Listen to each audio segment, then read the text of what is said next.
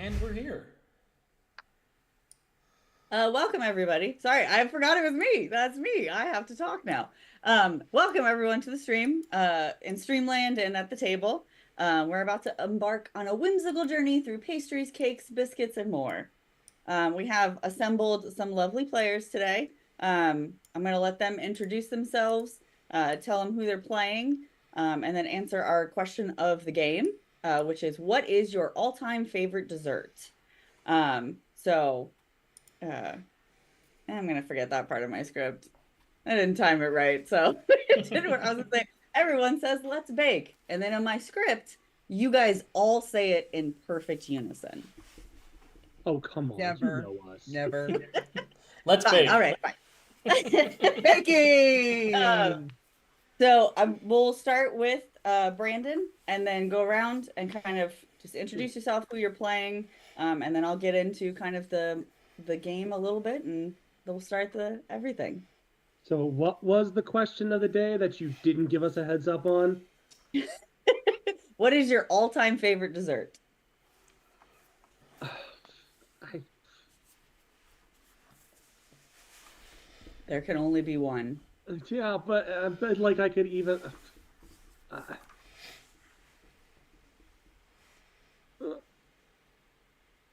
Well, you could start with an easy one, like what is your name? Sure.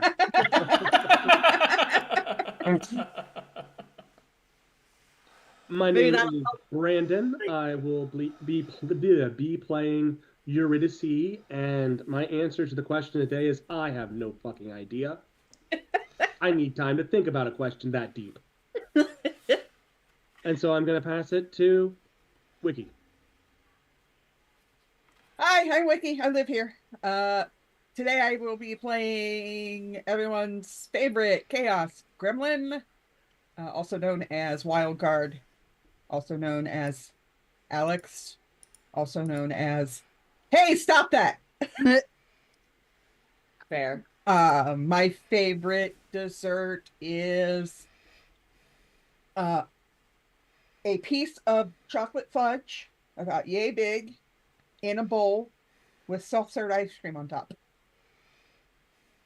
I don't think With I've or ever without done ice sprinkles. cream with fudge. That sounds pretty good. It's real good.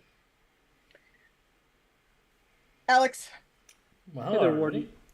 Warden. If you can't tell, it's been a little bit since we've streamed. Because we are always a well-oiled machine, otherwise. Always. Always. But yeah, I'm Alex.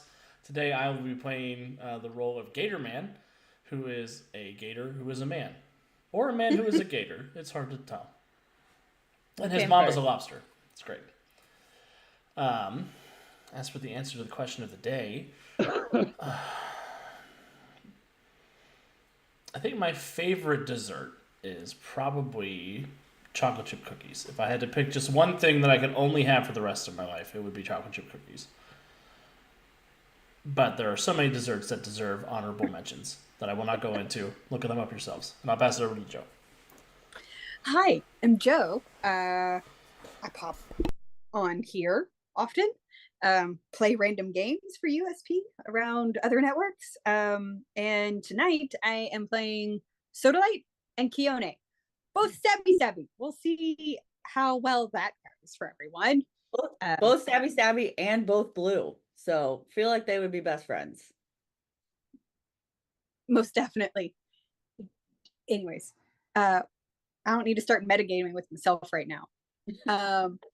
As far as the question, whenever anyone asks me, like, what is the best dessert you've ever had? The most inappropriate I've ever sounded while eating a dessert was when I was in France with a friend of mine, and you go to a restaurant in Paris and you treat yourself. We both sounded like we were having orgasms over this tiramisu. And even the waiter was like, this is why I said it was for couples only. It's fair. I That love everything tiramisu about haunts that. me. Anyways, that tiramisu haunts me, and I can never have another one unless it's at that restaurant in Paris. Otherwise, Everything will be. Macaroons. Macaroons are my favorite. Those are my specialties. Well, you may get to make one in the game because that is one of the things you can make is a macaron. So, Love um, so I'm Aunt Puppy. Usually I am playing. I am not usually GMing, so bear with me if I do not know what the hell I'm doing. So, my favorite dessert, I am actually not a dessert person, which seems very strange, but I do love making desserts. That is my love language, is people eating my desserts and then telling me that they love my desserts. So I make a lot of different stuff. So far, cupcakes are always my number one thing that everybody seems to love that I make. But my specialty is macarons. So I figure try the hardest dessert first, and all the other ones will be very easy. So that was my foray and my first kind of endeavor. And so next is I'm practicing pies, and then I'll be moving on to full cake decorating and getting a certificate in cake decorating. So yeah, but I don't really eat a whole lot of desserts, but I am a big chocolate chip cookie person. I'm really like, if a dessert is in front of me, I will probably try it at least. So I don't really discriminate against desserts. I just, whatever is available to me, I will eat it. I will definitely eat it. All right. So to the game. So the game is themed around the Great British Baking Show or Great British Bake Off, depending on where you watch it.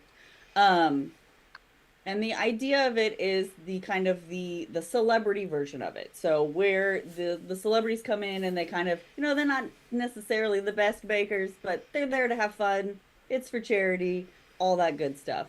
So the idea of the game is you will still go through all three of the stages, which is the signature challenge, the technical challenge, and the showstopper challenge. So each person will get a turn to participate in all of those things. I'll go into more of the detailed semantics of the rules in a little bit. But if everybody's ready to get started, we will go ahead and jump right in. So the camera pans in on the tent and cuts to everyone's favorite hosts casually walking in. Paul and Prue smile at each other and then back at the ragtag group of bakers in front of them.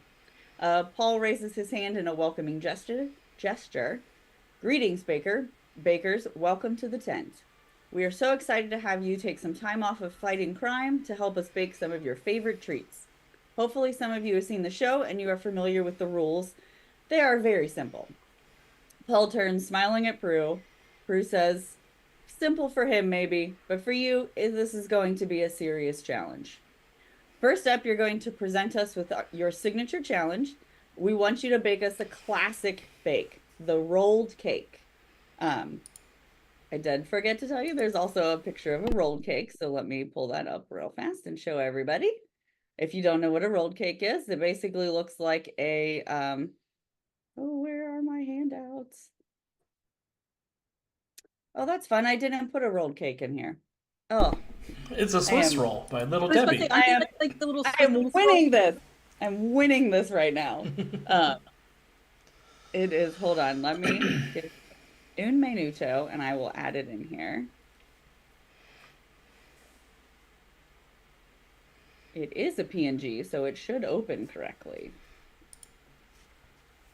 So essentially a rolled cake is it's a Swiss roll cake.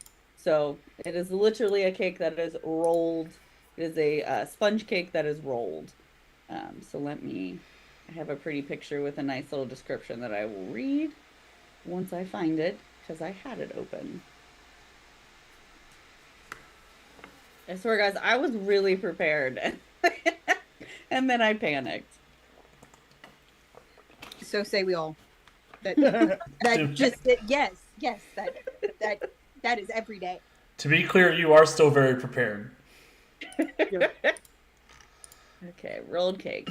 Also, hello, Ward Maximus. Thanks for hanging out with us today. Yay! It's just called a mysterious note. So The mysterious note. because every time it pops up with it, like every time you go to add something, why is the picture not showing? Every time you go to add something, it always just calls it a random name of something. And so I'm just going to leave it at mysterious note. Are you going to load, please? Nope. There will be none of that. Yeah, apparently that's the decision Roll20 is. That's the decision Roll20 has made on a lot of things for me. And I don't know why. Can you see the picture? Oh no, I have to share it with you. Sorry. Share the players. Warden says this sounded fun. I had to see how it goes. Yay! Wait, is Hollywood actually his last name? Yeah, Paul Hollywood. Yes. Okay, so a rolled cake, also known as a Swiss roll or a jelly roll, is a type of sponge cake that is baked in a thin, flat sheet and then rolled while still warm to create a spiral shape. It is a very difficult thing to make. I've only done it twice, and both times it turned into more of a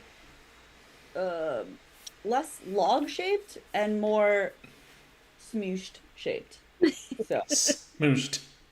yeah, it's more like it was like more like a smooshed Just a good smoosh. with roll. Yeah, and it was like it just kind of flattened in. I did it when it was a little too warm, so it flattened in on itself.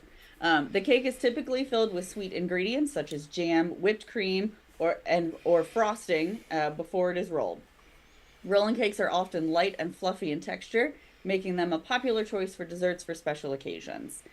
So that's kind of the gist of. I showed everybody. Yes, okay. The mysterious note has been showed to everybody. The next one might be mysterious note number 2, just so you know. Paul takes over. We are looking for a nice swirl in the middle with some excellent taste. You can make this with as many flavors as you'd like, and you have 2 hours to bake. Again, time is relative here. So thank you, Paul and Prue. Some quick rules before I let you loose on your bakes. Like I said, we're doing the 3 challenges. This one is your signature challenge. First, we'll just start by determining if you can get through the baking stage. This is your initial baking stage. You're going to roll a d20 or a d10, I'm sorry, to see if you have a very British meltdown or if you can stay strong while staring into Paul's baby blues. This will determine if you have a positive or negative experience on your initial baking roll. You can determine your advantage by looking at your will. Hopefully you have a stiff upper lip, as we Brits say. So everyone will roll for a melt, not right now, but everyone will roll for a melt at the top of each round. You'll actually roll it twice. So you'll roll it at the top of each round, and then you'll roll it again before you do your final bake. I will work my way around the table, and I will ask you about specific aspects of your bake. So it will either be your creativity, your presentation, which is your experience, and your ingredients. Whichever aspect of your bake I ask you about will determine which category you will roll. So if I ask you about the creativity, so how you're presenting the cake to me, how you're decorating it, all that fun stuff, you'll roll your creativity roll. Each person will be asked to describe their bake. You can make it as fun or as crazy as you want. It's entirely up to you. Just make it in character. Once you finish describing your bake, you will decide if you are going to use one of 3 die. So you have a D12, a D10, and a D8. So obviously the D12 is a higher roll. You may want to use that on something that you have a lower advantage on to hopefully get a higher advantage on. But once you use one of those dice, you cannot use it for the rest of the game. So if you choose at the very beginning at your signature challenge, you want to roll a D12, and you roll really, really well, but you realize that you're going to have to use your experience later on a lower level die that you don't have as many points for, just know that you cannot roll that D12 again. The only exception is you will keep rolling a D10 for your meltdown rolls. That's a different set of standards. So you want to make sure you check your character sheets to see if you have any advantages to any of your rolls available at the time. Like I said, a meltdown will happen at the beginning of each round, and that will determine your disadvantage or your advantage on your initial baking roll. Which dice you decide to roll after your meltdown. Oh, I already said that. Keep reading. Let's see. Boop, boop, boop, boop, boop. So you roll meltdown, initial bake roll. You're going to roll another meltdown to determine whether or not you kept it together after you gave Paul and Prue your description of your bake. And then you will do your final, your success bake. So your success bake roll is going to be a D20, and that will use the positives and negatives that you gain from your meltdown roll and your initial bake roll. Does that all make sense right now? Makes sense to me. Clear as mud? Okay. Since this is the Great British Bake Off, you do have the option to help your fellow contestants. So if you see someone roll really terribly, you have options. So you should all see the helping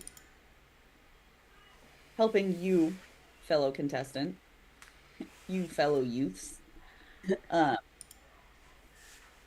So helping your fellow contestant, there are a couple of options that you can do, and you can use them however you want. You can either ask for help from somebody if you're like, holy crap, I just rolled terribly. This is not going to work. I need somebody's help. Your cake is about to fall over and you need that third hand to help you hold it up. Or someone can offer the help to you. But remember, once you help a teammate out, you cannot help that teammate out again.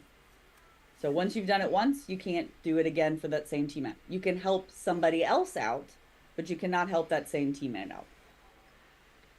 So you have 3 choices that you can do. Choice 1 is you can take a -1 to your baking roll to give your teammate a +2 to their baking roll. So if it's something you're like, I've got this in the bag, I don't need this one extra point, I'm definitely going to succeed. You can give a +2 to your contestant, a fellow contestant. Choice 2, you can give a +3 to this round to your teammate, but that means on their next roll, they have to take a -3. Ooh. So yeah, that one's a little dicey. And choice 3 is you can take a -5 for a complete reroll. So if you roll a 1 and you're like, that's not going to do it, I need to just reroll, you will take 5 on your next reroll. Or if you happen to get that coveted Hollywood handshake, you can use that in place of a reroll with no negative effect on it. You just don't get the extra points of the Hollywood handshake. Everyone with me so far? I think so. As clear as mud. Okay, so let's see. Talked about that. Okay, one last thing. Speaking of the Hollywood handshakes, there is a Hollywood handshake advantage in this. So it's similar to a hero point, although not everyone gets one at the beginning. You have to earn your Hollywood handshake. So you can earn a Hollywood handshake in 2 ways. One is you roll a nat 20 for anything. It doesn't matter what roll it is. Let me take that back. Hold on. Your turn order roll, your initiative roll, no, you can't get you don't get a Hollywood handshake because you got in front of everybody else. But for any of your rolls, if you roll a nat 20, you will get a Hollywood handshake. Or, I really like what you said. I like the way you used your powers. I think you did something funny. I can give out them willy-nilly. So, much like Paul gives them out willy-nilly now. So, he has been giving them out a lot lately, and I don't know how I feel about that. I have yet to determine whether I like that he's giving them out more, or if it feels less special if you get one. I think it's his own evolution, and that he has a little kinder soul now. Yeah, he's got a little softer. His heart grew 3 sizes over the course of the show. Yeah. Well, I think not to get personal and strangers' lives, but I'm pretty sure grandkids are now in his life, and people can't stay hard with grandkids. Yeah. Oh yeah. I mean, they can, but.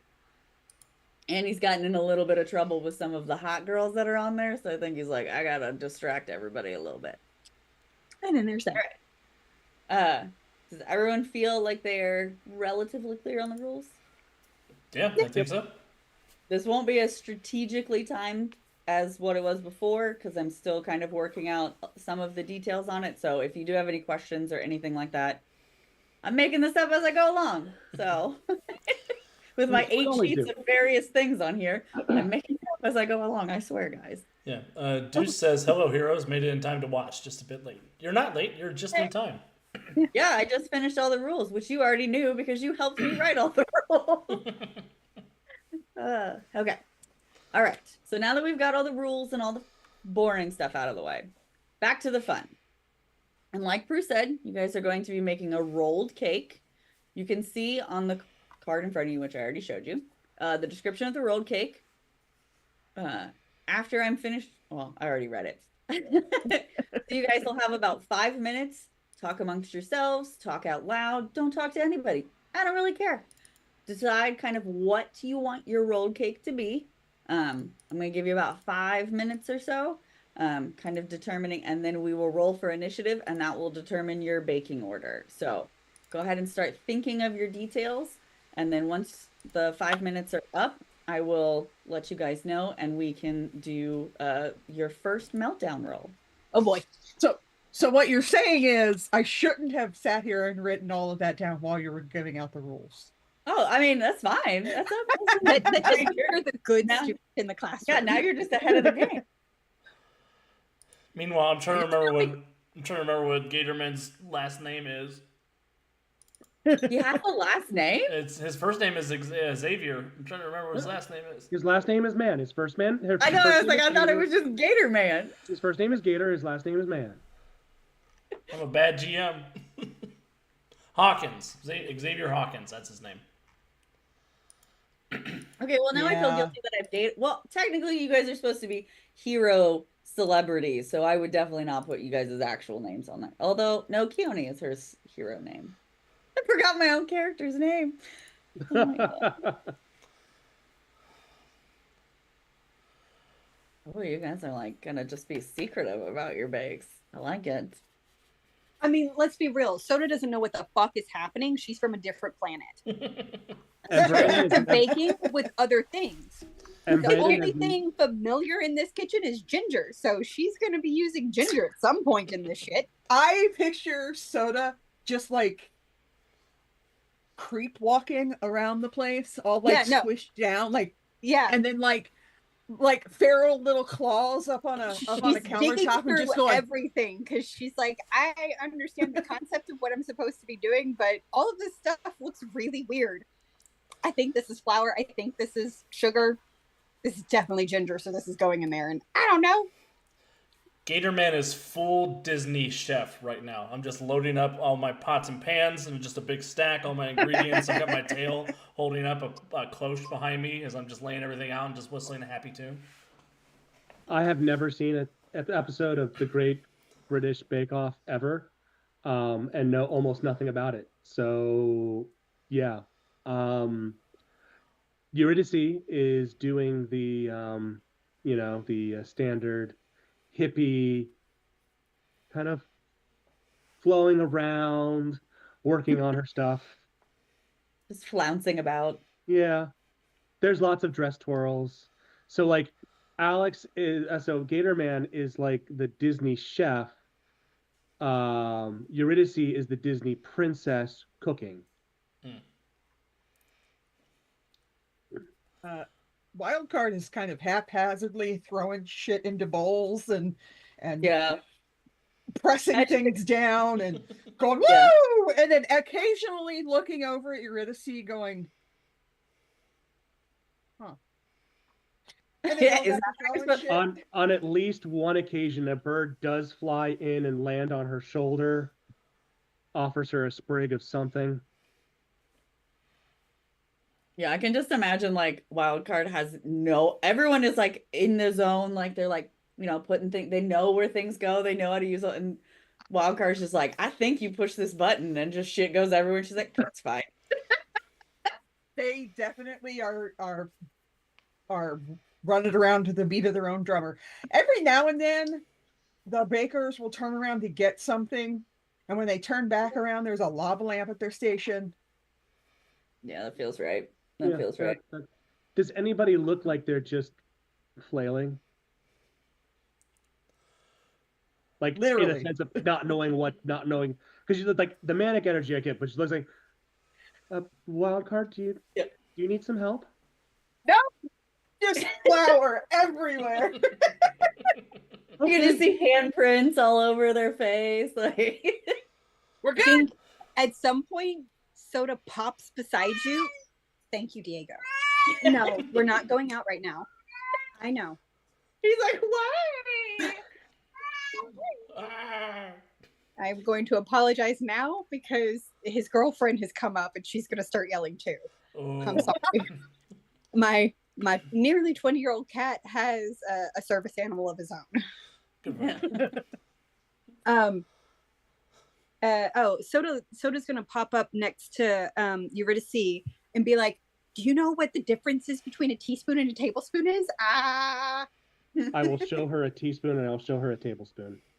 Size. So 5 tablespoons of ginger, thanks. And she just disappears. Holy shit. Good That's a lot of lord. ginger. That's an aggressive recipe. Well. And Keone is going in strong for like a super traditional kind of beautiful buttercream cake. She's just gonna really she's aiming for knocking it out of the park on like just total powerhouse of flavor. So vanilla cognac cream with standard Pumpkin spice cake. No, that's mine. Not pumpkin spice. Keone isn't Keone? a bitch like that. Yes, she is. Not like that. Like Yes, she Yes, is. she is. Yes, she is. I feel like cognac is No, getting enough of Keone- like no, Keone is not a pumpkin spice girl. Keone is an apple cider girl. Keone is Still basic, but a different kind of basic. She's an unseelie fall wench instead of a sealy fall wench. Yeah. Yeah, not a pumpkin spice. Much more of an apple cider. Only because pumpkin spice is disgusting. You're disgusting. I know you love pumpkin my spice pumpkin stuff spice is that. bro shirt. like, do the pumpkin spice yourself and it's much better. But any of the like pre-made stuff is Blah, blah, blah, blah. All right, time is up, bakers. Ooh, What? excuse me. Oh, shit. Okay. Oh, Well, well. time is just up for you deciding what you're making. So I need everyone to roll their D10 and give me what. So your D10. So for meltdown checks, it is your will. I don't have everyone's character sheets memorized, but I don't think anybody has any bonuses to their meltdowns. But double check your character sheets. Everybody has 2 special hero powers. And you're looking for your will is your meltdown roll. So D10 plus your will? D10 plus your will, correct. Oh, I got 10. Even though, as Deuce points out, I am missing the sentient cookware from the Nerian Nexus. There's the whole Beauty and the Beast montage every time they cook anything over at Freedom Week Dark. Oh, that's my favorite part of the movie. Okay, so what? So Alex, you said you rolled a 10 with your bonus? With my bonus. Okay. Brandon, I rolled a 5 with my bonus. 5 with your bonus. Okay. Wiki. Wildcard has a 14. Good lord. Well, they have a 10 on meltdowns to begin with. Oh, all right. Well, they're safe then. Joe. They're not melting down. I cannot see the dice roller at all on roll 20. Oh. Well, your first one was a 6. There we go. Okay. So whomever that was for. The first one is Soda. Shoot, and all of my stuff disappeared. Great. You have a +3. Soda does. Soda has a +3, so that makes her a 9. Okay. And then Keone. Oh. Yone. There we go. And then Keone gets her +6. Correct, Mundo. So So nobody failed their meltdown. So everybody, great. So that is a +1 to your initial bake roll. So the next roll that we'll make after you tell me your ingredients or your describe your bakes to me, you'll get a +1 to that roll. So now we will roll for initiative. So this is going to determine who is giving me what and what order you're going in. It really doesn't matter that much right now. It will matter a little bit later, but I want to go in a proper order and do it a proper way. So everyone roll a d20 with their initiative bonus, please. I got a perfectly average 12. I'm going last. That's not with your initiative though, right? No, it's not with my initiative of 1. Oh, okay. That is Okay. 22.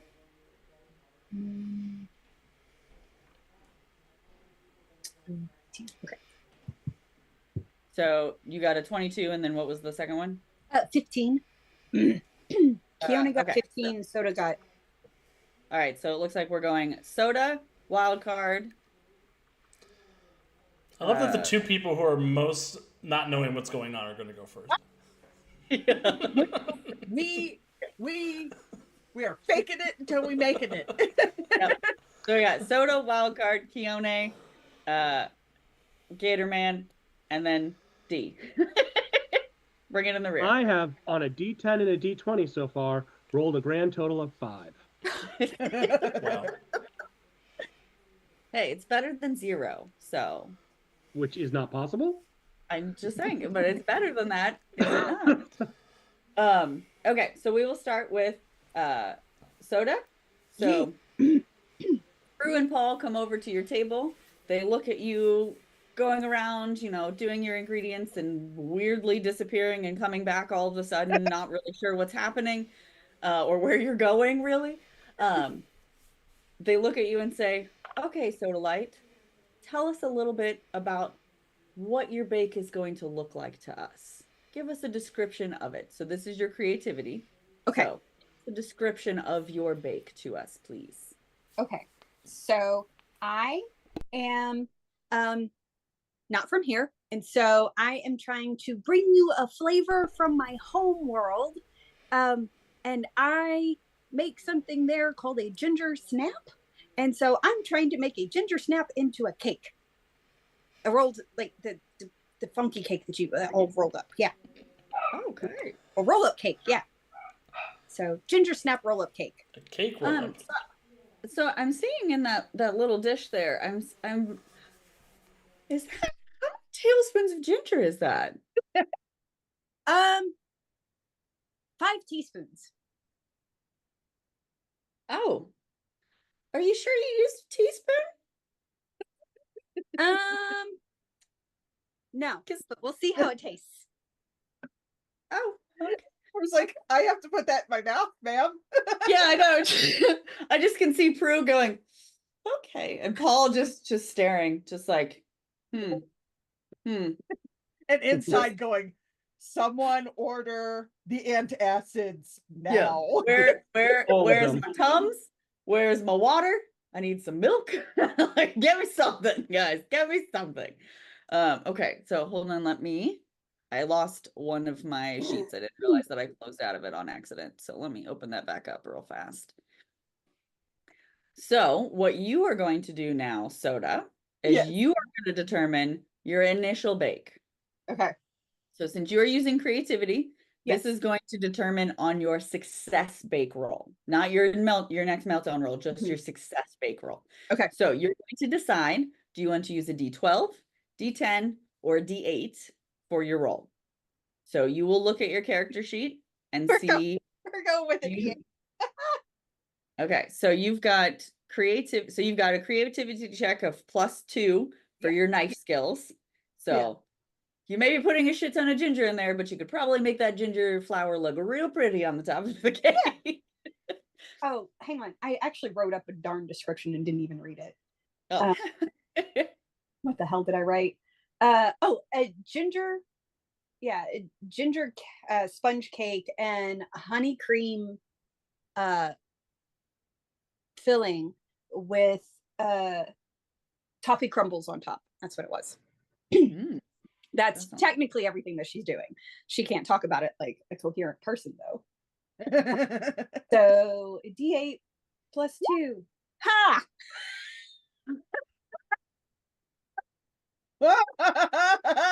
You did use the tablespoons for sure. Oh, yeah. She definitely used the tablespoons. Okay, so give me 1 second. I gotta remember how. It's I- almost as if I'm used to the dice gods fucking me over. Yeah, as soon as I saw that those two rolls for me, I knew I was like, I'm not. It's over. I have seen what roll 20 once of me tonight. Okay, so give me. I rolled exactly in the middle of the 2 dice I've rolled so far. So you said you used the D12? No, Correct. 8. Oh, a I D8. used- Okay, I used my D8. I got 3. so you got 3. Okay. So after that roll, you get some feedback from Prue and Paul that say, based on the smell that is coming from over here, I think you might have used tablespoons on your ginger instead of teaspoons. I would be interested to see how this ends up turning out, because sometimes ginger can mellow in a sponge. Sometimes. With that, they feel you'll be kind of successful. So you're going to get a +1 to your bake roll. That's being very generous. Yeah, I think that was British for go fuck yourself. Probably. Probably. They're just very interested to see what it is. Yeah. It turns out. Okay, and so next we had, who was next? Gator? No. Wild card. No, God. So Paul and Prue, once they finish up with soda and they clear the air of a little bit of the ginger that they walked past and into and can feel in their nose at this point, they walk over to Wildcard's table. Wildcard. Hey. Hey! Hi. So why don't you tell us about the ingredients that you're using in your bake for today? Oh, okay. So when you look down at the table, it is just various shades of purple goop Oh God. and a whole lot of white. Could be flour. That might be coconut. Definitely some sugar, salt. Like it's just white and goopy purple everywhere. There's like their hands are covered in goop. So it's like purple and then some of the clumps of the white stuff. And they're like, okay. And as they're doing this with their hands, it's flying in all the directions. Okay, so I made this up myself. I'm gonna call it the rocket roll. It's rocket time. It's grape. It's grape and blackberry custard. And I'm gonna make a white coconut sponge. And then I'm gonna sprinkle something on the top that's a secret ingredient, and I don't want to tell you.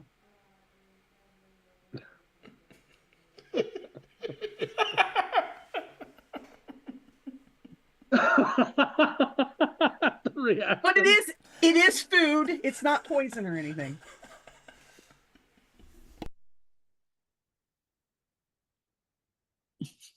They're both just standing there staring at you. Oh, did I get this on my face again? And as they wipe their face, they're just smearing this all over their face. Anyway, Paul just it's gonna be great. kind of starts pointing at different things and kind of looking and seeing what things are going into this bake. I think it's purple NyQuil.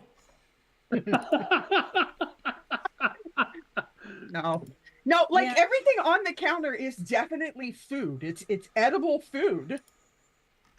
Generally. Oh, we know. Let it come in here.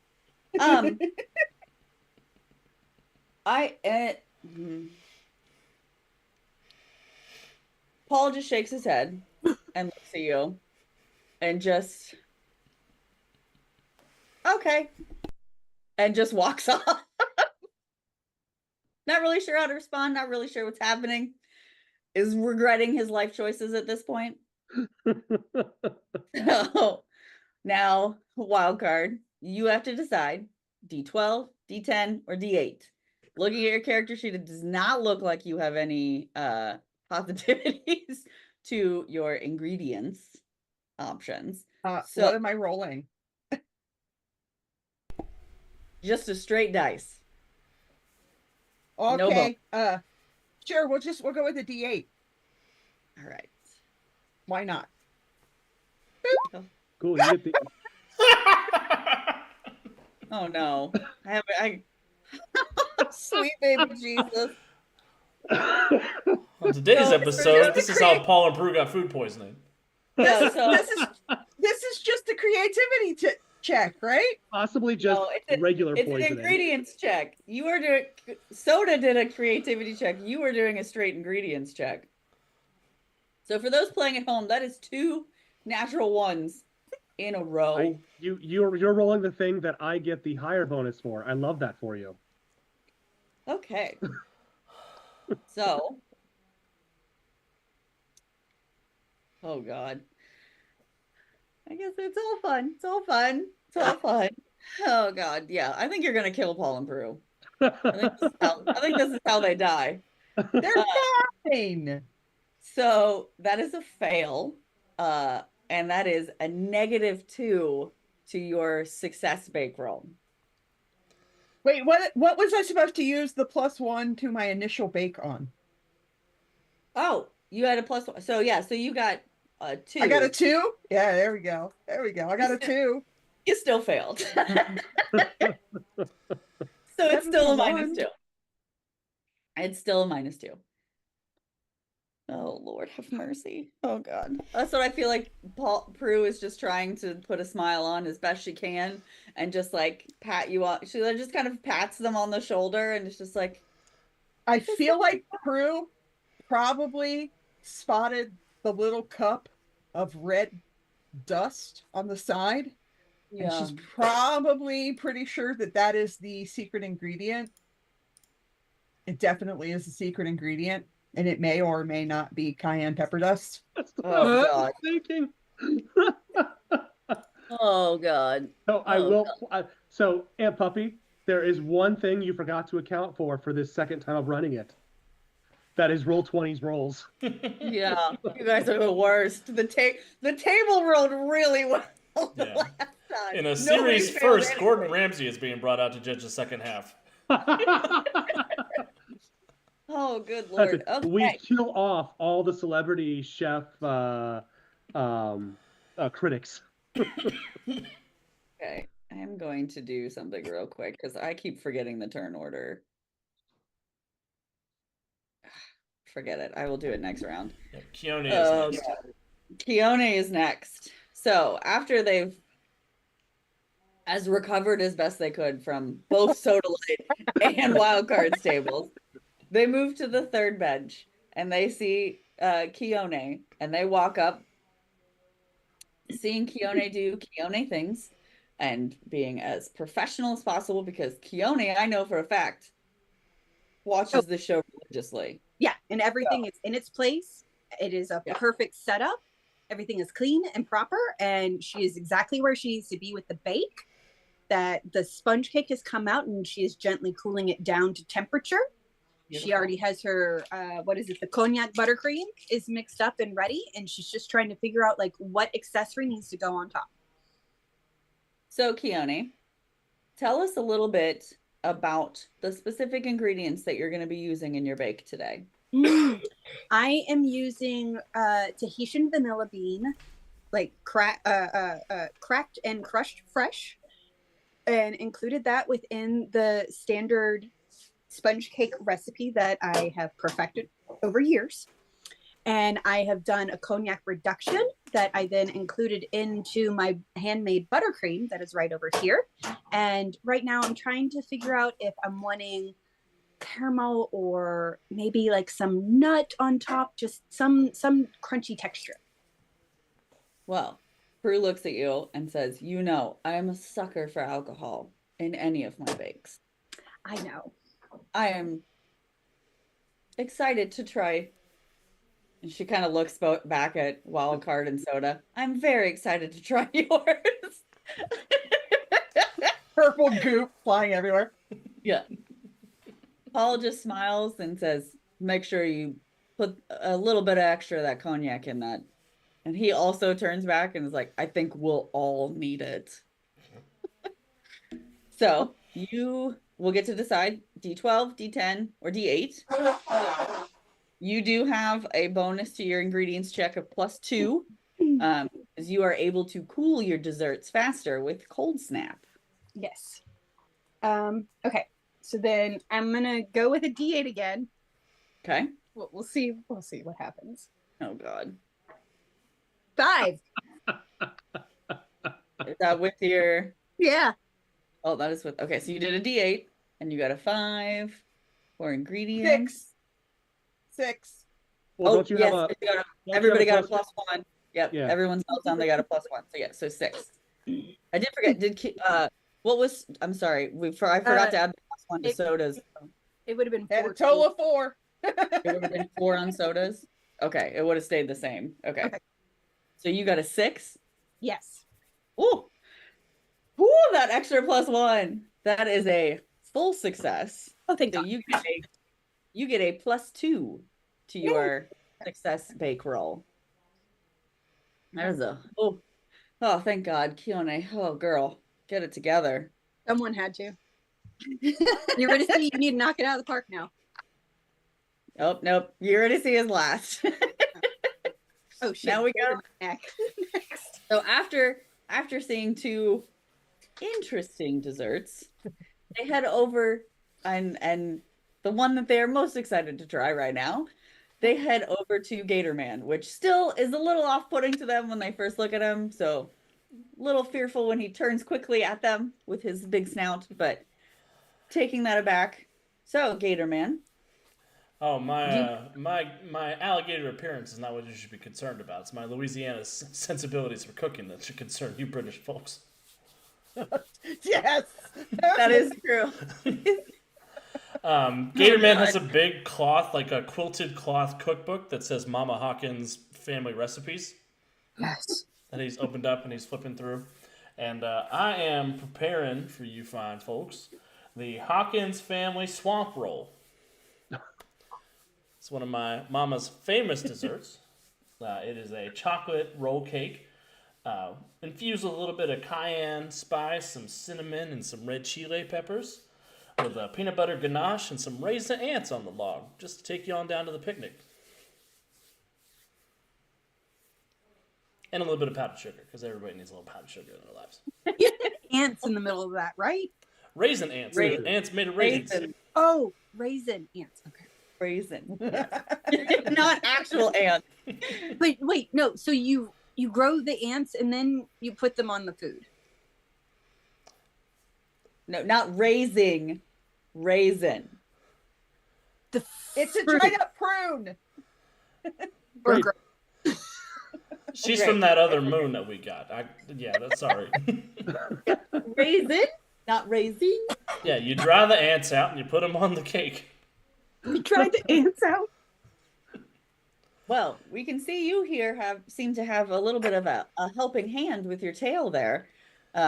So why don't you give us a good description of what your cake is going to look like once it's finally put together? Yeah, so it'll be a nice black roll cake with the peanut butter ganache around the middle. It'll be coated in powdered sugar, and there will be little black raisins on it. Raisins. So with that, you will pick your D12, D10, or D8, and you'll roll a creativity check, which you do have a +2 or a +1 for your tail. I'm going to roll a d12 because Mama didn't raise no fool. Mm. So I got a +1 for my tail and a D8 +1 on for your my initial. showstopper. That'll be fine. See, I needed it. I got a 4. Oh, 5. God. Yes, well, you could have rolled a 4 That's true. on a D8. Did you give yourself a +1 for the meltdown roll? Yeah, I gave one for +1 for my tail and a +1 for the meltdown roll. So just a straight 4 on a D12. Okay. So you rolled a 4 with the +2. Yep. And y'all's laughing at me. So that is a fail. So that is a -2 to your success bake roll. You know, Mama Hawkins always said that failure is just a chance to try again. With even bigger eyes and more terror, they move on to Eurydice as they see her flouncing about in a structured but haphazardly structured vibe coming from her table. And they notice they notice, oh yeah, she wanted all of that really archaic cooking gear. Yes. So, Eurydice, why don't you give us a little snippet of what kind of ingredients you're going to be using in your bake? Well, I am always a fan of simple, straightforward ingredients in just the right amounts to really bring home a harmony of a flavor. For my pumpkin roll, I have made my own pumpkin spice mix, and she creates some in her hand so that they can sniff to smell it if they would like to. Um, Brew will definitely take it, and then we'll take a little bit on her finger and kind of, like cocaine, just rub it across her teeth a little bit. um, I have also used this pumpkin here to make my own kind of a sweet pumpkin soup of sorts that soak the sponge in to make it a more less cakey and more rich, velvety, moist experience. And then just kind of going with that pumpkin and pumpkin pie vibe. The icing inside it is going for a nice, simple, straightforward vanilla whipped cream. Okay. On top, some powdered sugar, and then just a little drizzle of chocolate. That sounds lovely. Can't wait to try the edible cakes. Specifically edible ones. Okay. If I ever hear that, my tail's going to shove a little bit more cayenne pepper into the recipe. I mean, to be fair, you've already got a -2 to start with, so I mean, feel it's fair. So with that, Eurydice, you will decide 12, 10, or 8, and you are rolling for your ingredients check, which you get a +2 to, and then your +1 for your meltdown. All right, so I will go ahead and roll the D8 plus 3. D8, okay. So that's a 7. A 7, okay. Give me 1 second. Also, if you guys want to, I'm keeping track of which dice you've used, but those cards that I passed out to you, those are kind of what those are for. So if you want to get rid of a card that you've already used, treat it like a hero point and just kind of toss it onto the table, and then I'll sweep them away. You said you got a 7? 7? Yes. Okay. And you did a ingredients check. A 7. Oh, that was a D. You said D8, right? Yes. Okay. A 7 is a success on your ingredients, so you get a +2 to your success bake roll. Yay! Yay! Everyone's doing so good. I'm so excited. I'm glad you guys are having fun with this right now. Yeah, just wait until you put this rocket roll in your mouth. You'll be less excited. I don't know how I feel about that. All right. Close your mouth and open your eyes. Wait till I fail and you get an alligator death roll.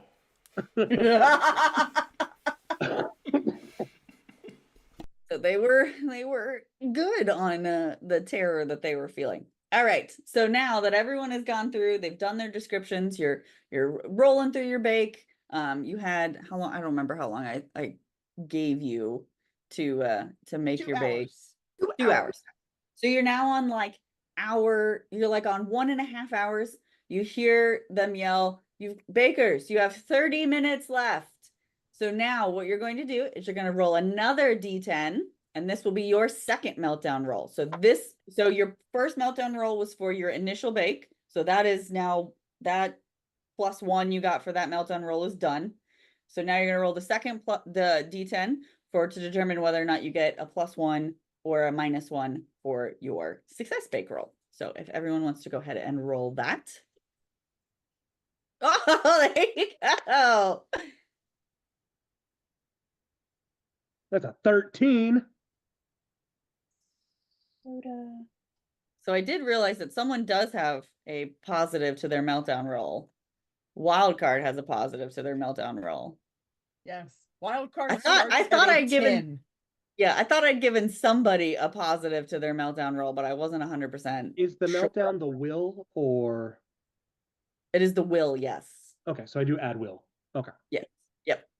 Yes. 15 for soda. I may go in and make some adjustments to that. I haven't quite decided if I like the 10 or if I want to change it to a different dice to roll. I like using all the dice because I just feel like the other dice get lonely. Like nobody ever uses them. So like I feel like they're just like sad little dice. Like they come in their little pile. So I really think you should figure out how to use the D4. And I have a suggestion that everybody has a D4 to use to add to any one roll. The entire Ooh. session. But they can only use it once. Yeah, like almost like a hero point, but not. But I kind of like that. Inspiration. Yeah, I just stole inspiration. Yeah. Oh yeah, you guys forgot you can also help each other too. So if someone wanted to help somebody else, they could. I can't even help me. Just throwing that out there that you can help each other. Okay, so looking at everyone's rolls, everybody succeeded. So everyone gets a +1 to their success rolls. Woohoo. Bakers. So I'm at a so I'm at a -1. Correct. Nice. Yes. Negative or you're at a -1. Yes. So the natural 10 and the 13, it's still just the same +1. What? I know that's why I'm trying to decide if I like the D10 or not, just because I feel like a lot of people's will and stuff is already kind of high. So adding in, so I'm trying to tweak that. I haven't quite decided how. I intended it to be slightly different, and so I'm still tweaking if I want to use that or if I want to use a different die altogether. So I'm just sad that I wasted my you're one that on that. Okay, so bakers, you have 1 minute left. Please put all of your bakes at the end of your tables. So in this fury of moments, you can see everybody at their stations just trying as quickly as can, finishing the toppers, putting all the sprinkles on, laying them in the areas, getting everything all together. Oh God. And Paul and Prue are just standing up there just not as excited to try desserts as they normally are excited to try desserts. And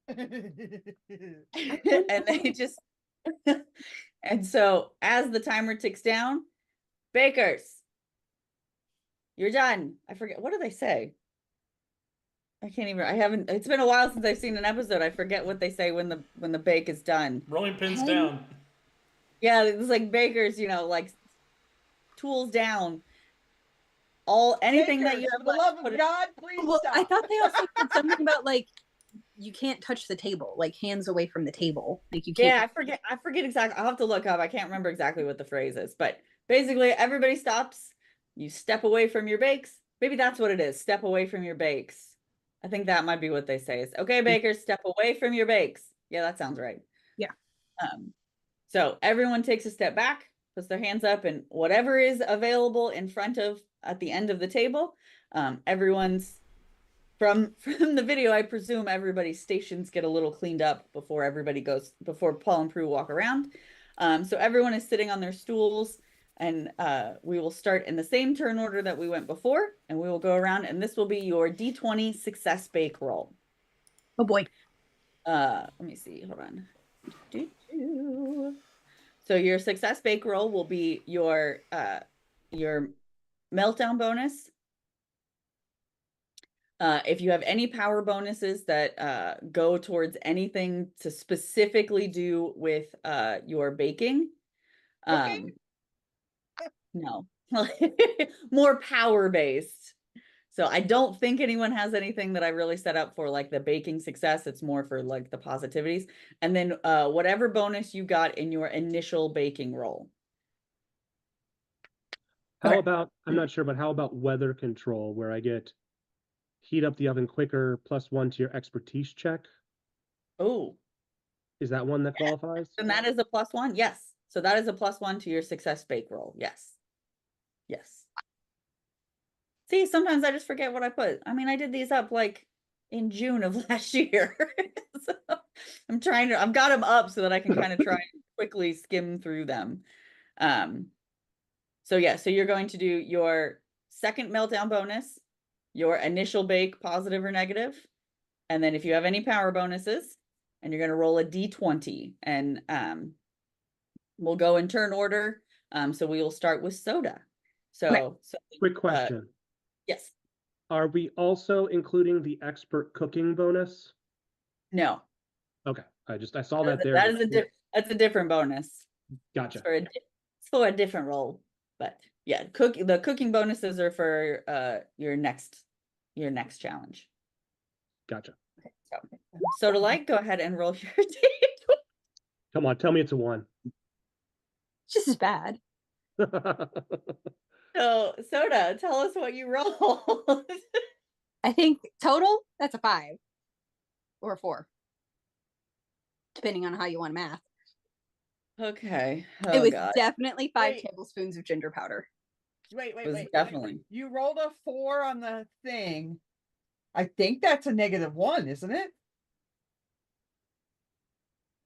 So you rolled a -3 and a +1, so it's a -1. So it would be a 2. I got a +1 on the previous challenge. You got a +1 on the meltdown, +1 on previous, and then you got 3, so 5. Yeah, 5. Okay. Yep. So, so Paul and Prue, because so for those of you that haven't seen the show, with the signature challenge, the bakes are kept at the end of their little stations, and Paul and Prue walk to each station and try each of the desserts as they walk to each of the stations. So Paul and Prue walk up to Soda's table. And are knocked out by the smell of ginger. Yeah, they can feel the ginger in their nasal passage as soon as they walk up. I've got ginger in my pores. Yes. So they take a small slice, cut it in half. They each take a bite, and without missing a beat, both of them go, "Hot!" So it's more of a ginger stab than a ginger snap. Aggressive stabby on the ginger. Oh wow. So while the sponge is delicious, it's got a very nice texture to it. Excuse me. It's very ginger forward. It's got a very nice texture to it. Hold on. I did forget a step. Give me 1 second. Okay. I forgot a step. They're still gagging while eating your cake. Absolutely. Okay, around that. So I need to roll. Oh, do they have to roll how well they survive eating this stuff? Yeah, I forgot that they have to roll against your roll, and that determines the full success or failure of your dessert. Terrifying. But absolutely accurate.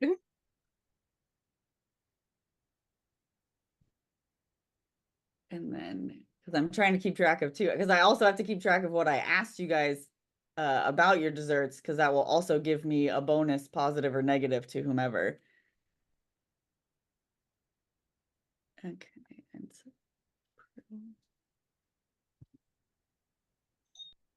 And you got a 5, right? Yeah. Okay. Okay. Yeah.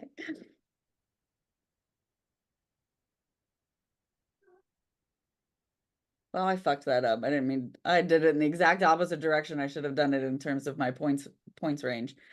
So that is a 3 degree of failure. So Soda just asked to leave the competition. please just leave, just get out of here, please. So as they're choking back on the ginger, they do say, while the sponge is very light and fluffy, I do believe that you might have mixed up your teaspoons and your tablespoons. So maybe a little bit less aggressive on the ginger. Oh. Ginger next time. Sure. You are going to get 5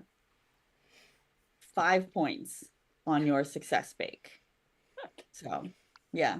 And Puppy, I don't want to kill you, but Miss Violent Violet says they might crit fail their swallow. Oh man. Yeah, I'm not sure if it's one of those like where a dog takes a pill and they just hold it in their mouth until you're not looking and then just spit it back out. I feel like that's kind of what they're doing. They're just waiting for a napkin so they can just put it back. That's okay. They get to come to my table next. They're very excited about it. Okay, so that was a 3 degrees of failure. Sorry, I'm making notes to know how many points I gave everybody so that I can total the points at the end. All right, so moving along, they will move over with deep breaths and a cleansed palate to wildcards table. Oh no.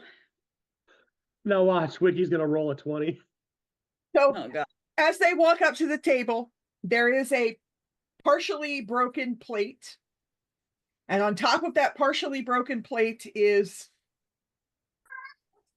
probably a roll cake of some kind, but it looks like maybe Johnny Rocket himself ran over it.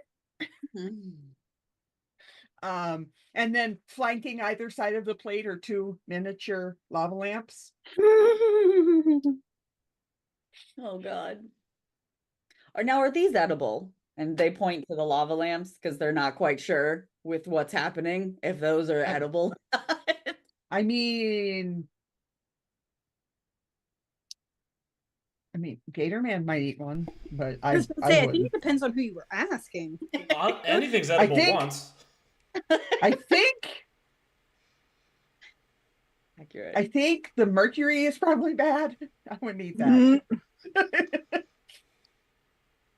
Okay, so they will take the plate of this purple monstrosity that they are looking at, and they will and that's just it. All of the ingredients appear to be in the proper places. Like all of the purple is inside the cake. It just looks like somebody stepped on the cake when it rolled. Oh, okay. More of a panini than a roll. Oh my god. Okay.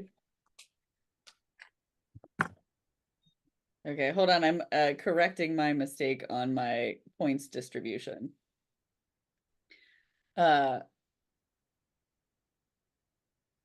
no, whatever. I'll figure that out. I'm just gonna make up the points on my own. I keep going back and forth. I'm going in the wrong direction, and then I go in the right direction, then I go in the wrong direction. So they will cut pieces of it and kind of just kind of sigh gently to themselves. Oh, and Um, on top is just a mossy carpet of red powder. God. Are you Yeah, telling this us that you voluntarily roll a 1 on your d20? this is how they die. Also, I will be taking a -1 to give Gator Man a +2 because I think with Alex rolling, Gator Man's gonna need it. You're a hero. So you had a +1 to your meltdown, a -2, so now you're to +1, and now you're taking a -1 to help Gator Man Correct. his roll. That is correct. Okay. Okay. So -2 to your roll, please. Okay, that's fine. That's actually better than soda. Does yeah. Okay. Okay. So now I'm gonna roll for Prue.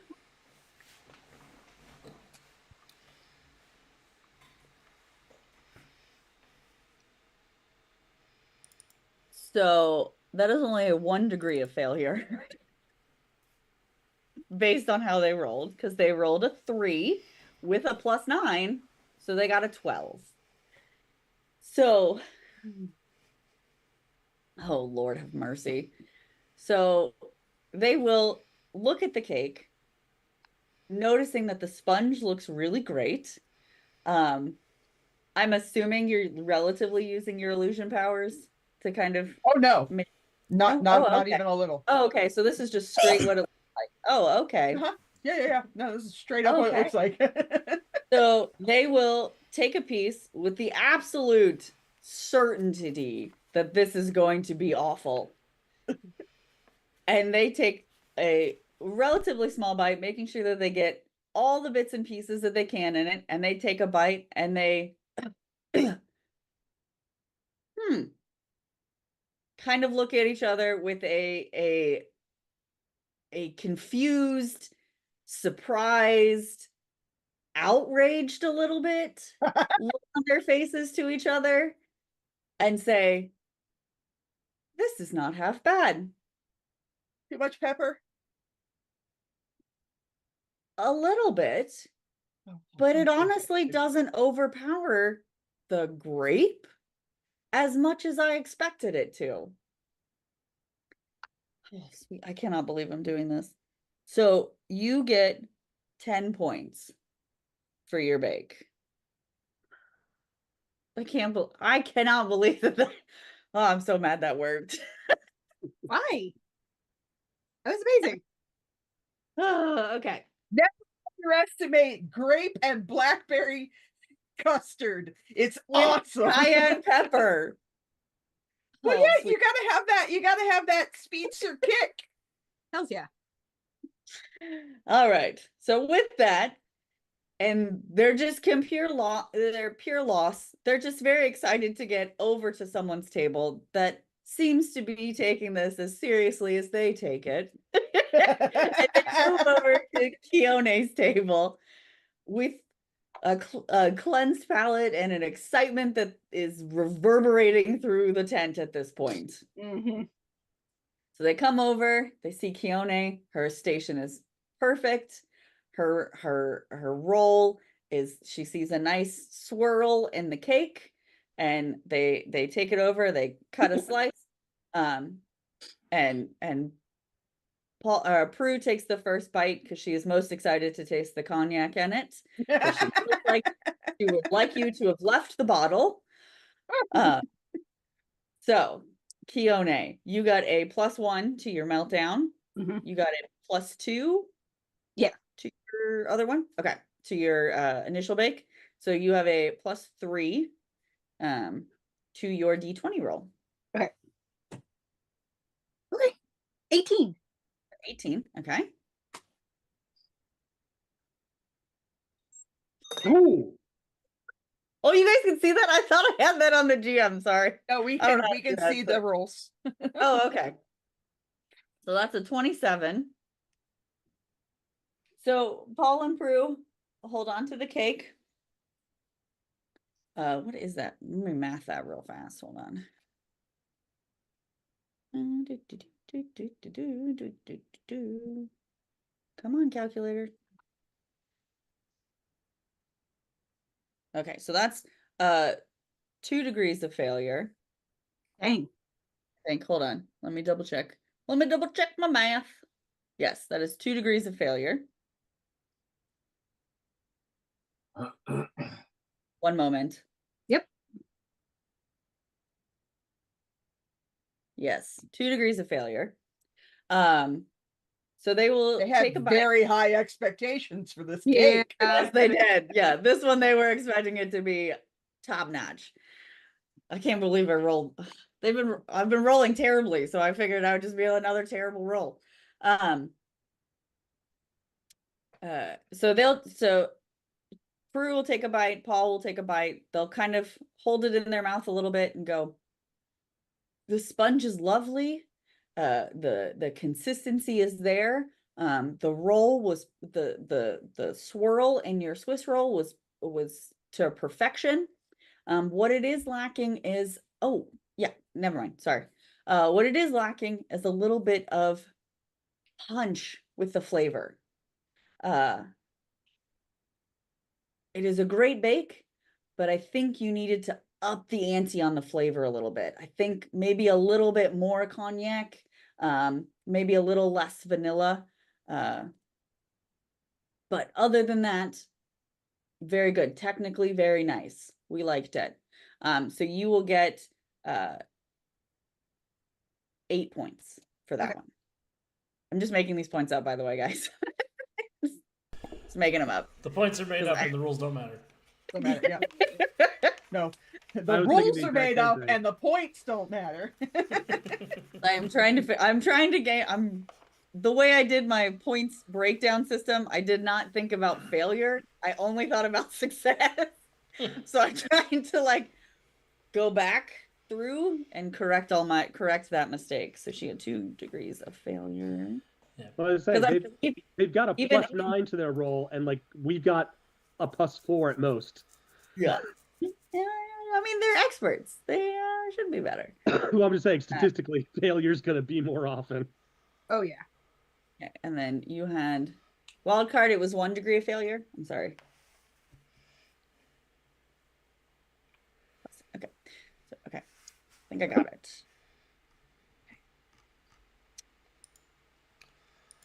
I completely forgot that I can just see the rolls here. I don't need to like calculate them in my points tracker. Okay, so after Keone, it was Gatorman. Gatorman.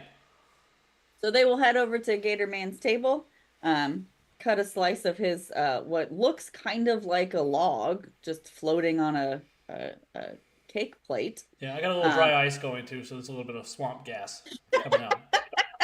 Little finesse there. Mm-hmm. So they will take a slice. Paul and Prue will take a bite.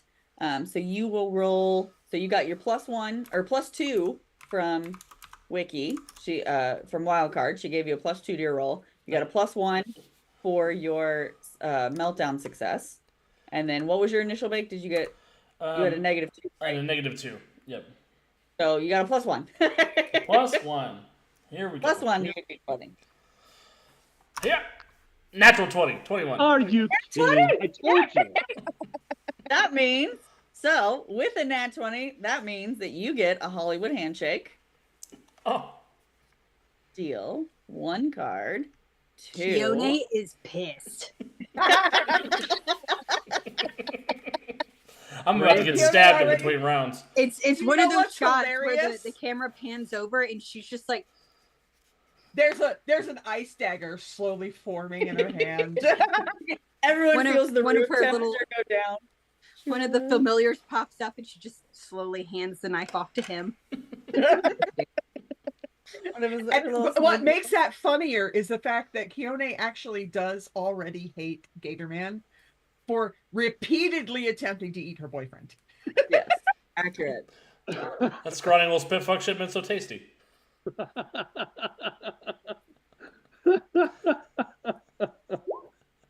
Oh my god! So not only did he roll a nat 20, for 21. Prue and Paul rolled a 17. Oh, well, they So weren't expecting this to be they much. were If anything. not. Here's He the said the word ants. They were not expecting that at all. So, Paul and Prue, my Oh. mom always taught me just trust the process. so Paul and Prue will look at each other and they will you can just see them kind of fanning themselves like, this is delicious. Oh man, and you will just see Paul kind of wipe his brow a little bit because it's like that perfect level of got a little bit of a kick. They're British, so they don't really do spice all that much. So sorry, British people. No, it's true. Kind of dab his brow a little bit, and he takes another big bite of the cake, and then he just reaches his hand out and shakes Gator Man's hand. My hand is like 4 times the size of his hand with my big alligator claw. And with that, so that is a success. That is a 1 degree of success. So that is 1 degree. Okay, so how did I have? Hold on, let me double check my points. So that is 25 points Jesus. for this round. That makes I'm sense. still in second place. That was Gator Man, 1 degree of success. And what did I say? 20 or 25 points? 25. 25. Okay. All right. And I'll just So give with Keone the biggest, most oblivious smile of all time.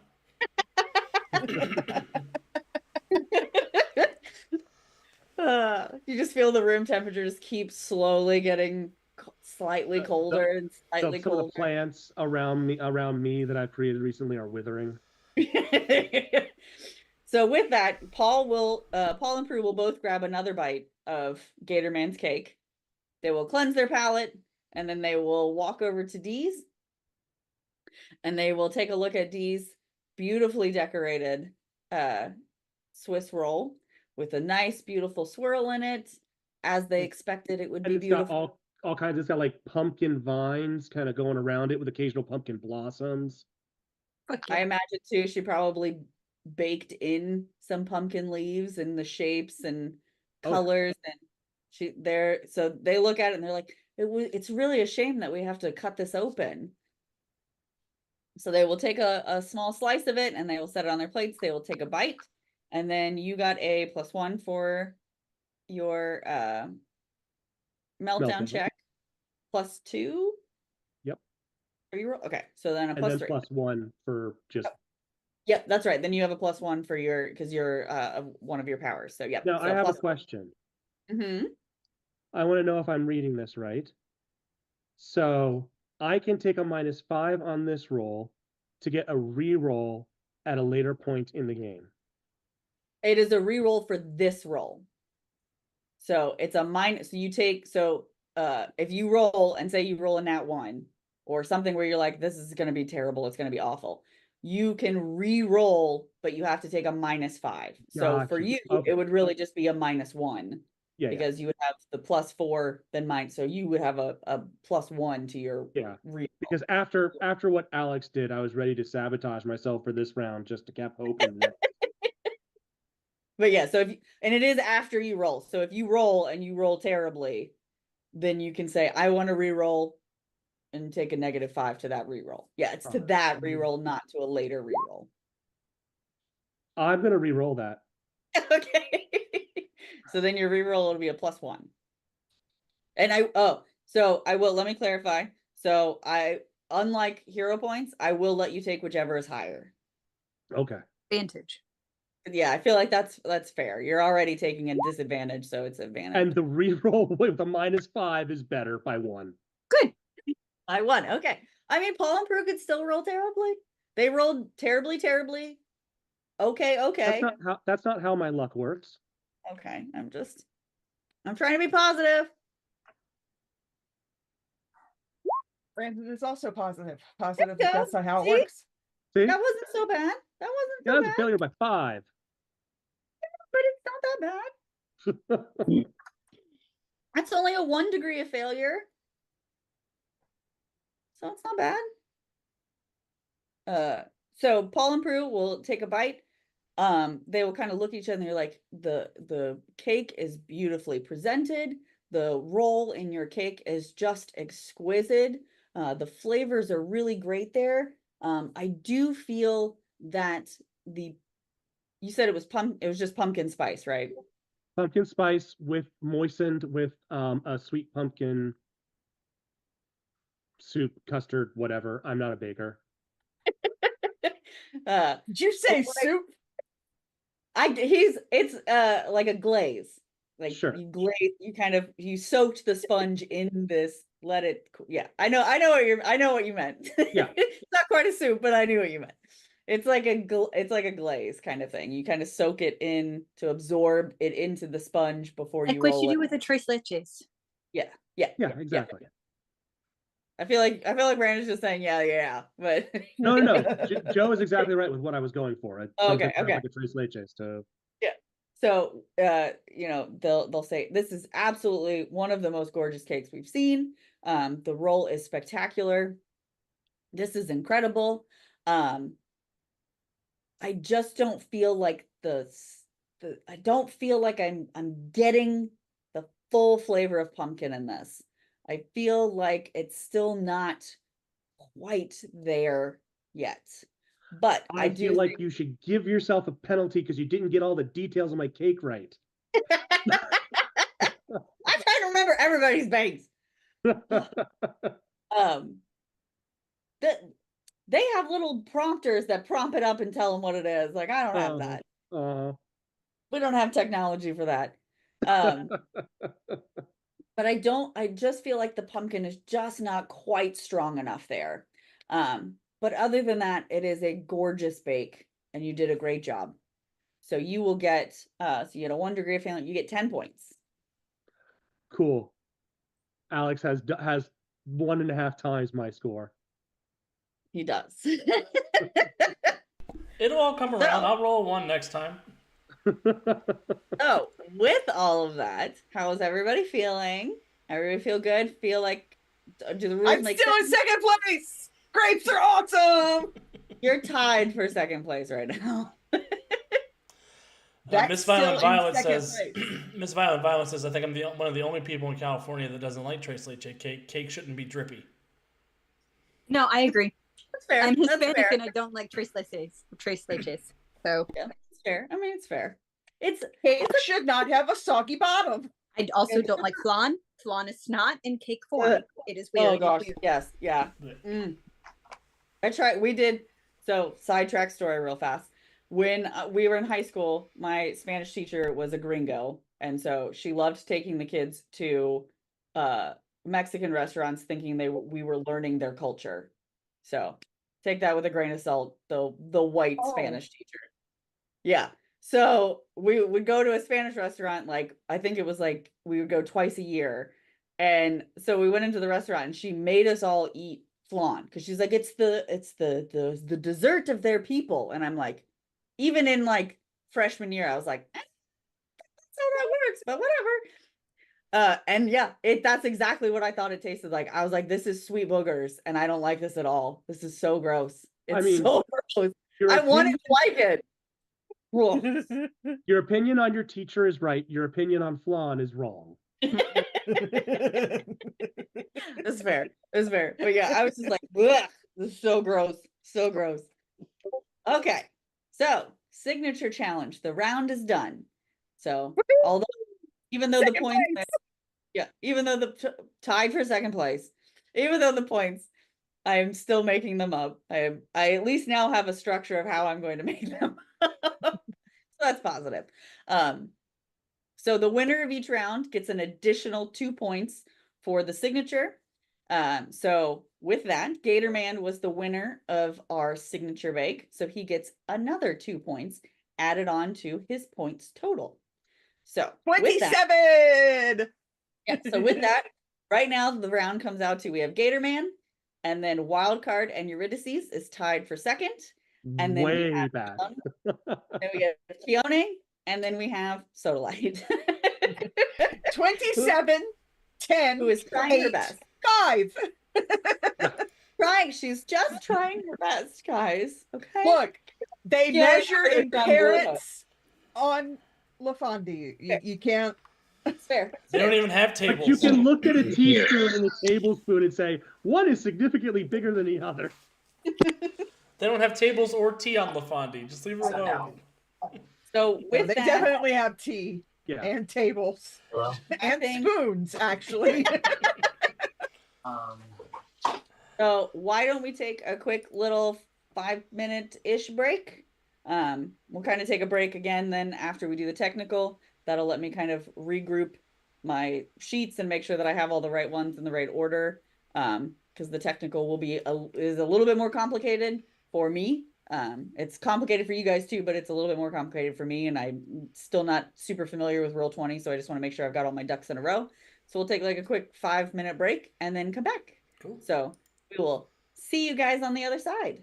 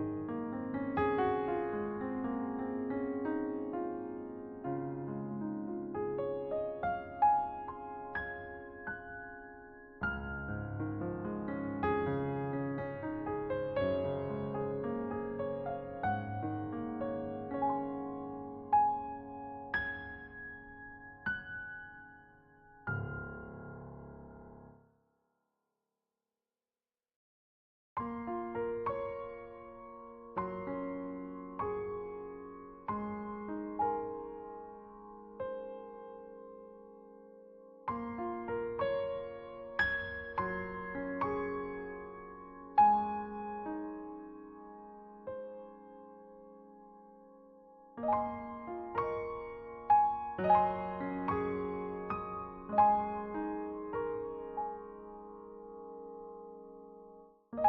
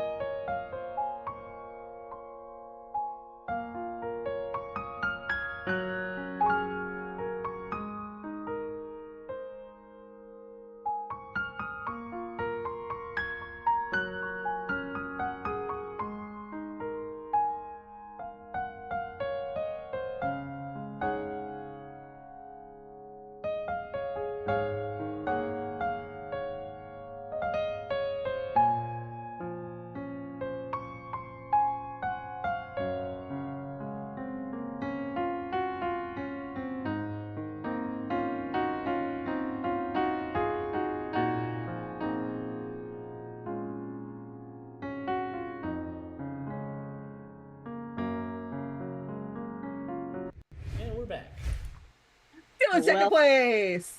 Oh my god, tied for second place. Still in Welcome first back, place. So we took our quick hiatus. Yeah, all the bakers got to sleep on it a little bit, and now they're coming back to the tent, and we're going to start the technical challenge. So with that, Paul and Prue come back to the front of the tent. Prue starts. Now that we have made it through the signature, we are moving on to the technical challenge. Although, if any of you guys know or have seen the show, you know what the technical challenge usually is. If you've not seen the show, I will explain a little bit about the technical challenge here in just a second. I do want to just although- comment. We've had a discussion about things that jiggle and are awesome in chat. I am Apparently, flan currently- jiggles and yeah. Jello jiggles and Warden Maximus jiggles. I jiggle. Same. I jiggle like a bowl Jiggle full of not. jelly. Oh, I absolutely jiggle. Yeah. If you see me moving around, I'm definitely jiggling under here. Now you guys got me all sidetracked. Now I'm just thinking jiggly things. Okay, so where was I? Okay, although I let you've been bigger people given jiggle. time to prep on your signature challenge, you will not get that luxury on the technical challenge, which has been selected by none other than Paul Hollywood. Good Yeah. luck is in order for each and every one of you. You will find your recipes in envelopes in front of you. They're not in envelopes in front of you. They will be handed to you when it is your turn. You will have 1.5 hours to bake. So with that, so the technical challenge standard on the show is it is covered in a gingham blanket with all your ingredients, the bake, and all that, and you have absolutely no idea what you're walking into. Usually goes with the theme of whatever the day the week is. But because that wouldn't be fair for the person who got to go first, or to the it would be a disadvantage to the person going first and an advantage to the person going last. I've made it to where each of you will be doing a separate bake. So each of you will have your own bake that you will do. They are everyone is different. I do not know what they are, and you do not know what they are until you select your turn order number. I know what they could be, but I do not know what I mean, I literally put these in 2 days ago and I cannot remember what order I put them in. So when I did it at the table, I just put them in note cards and kind of swirled up the note cards and then wrote numbers on them. So I wanted to be just as surprised as you guys whenever you guys opened the envelopes. For you, it won't be opening envelopes. It will be looking at your pop-up screen. We are going to start this round, though, with the initiation roll instead of the meltdown roll. That is because I want to get the turn order so that I can get your bakes divvied out to you while you guys make your meltdown rolls.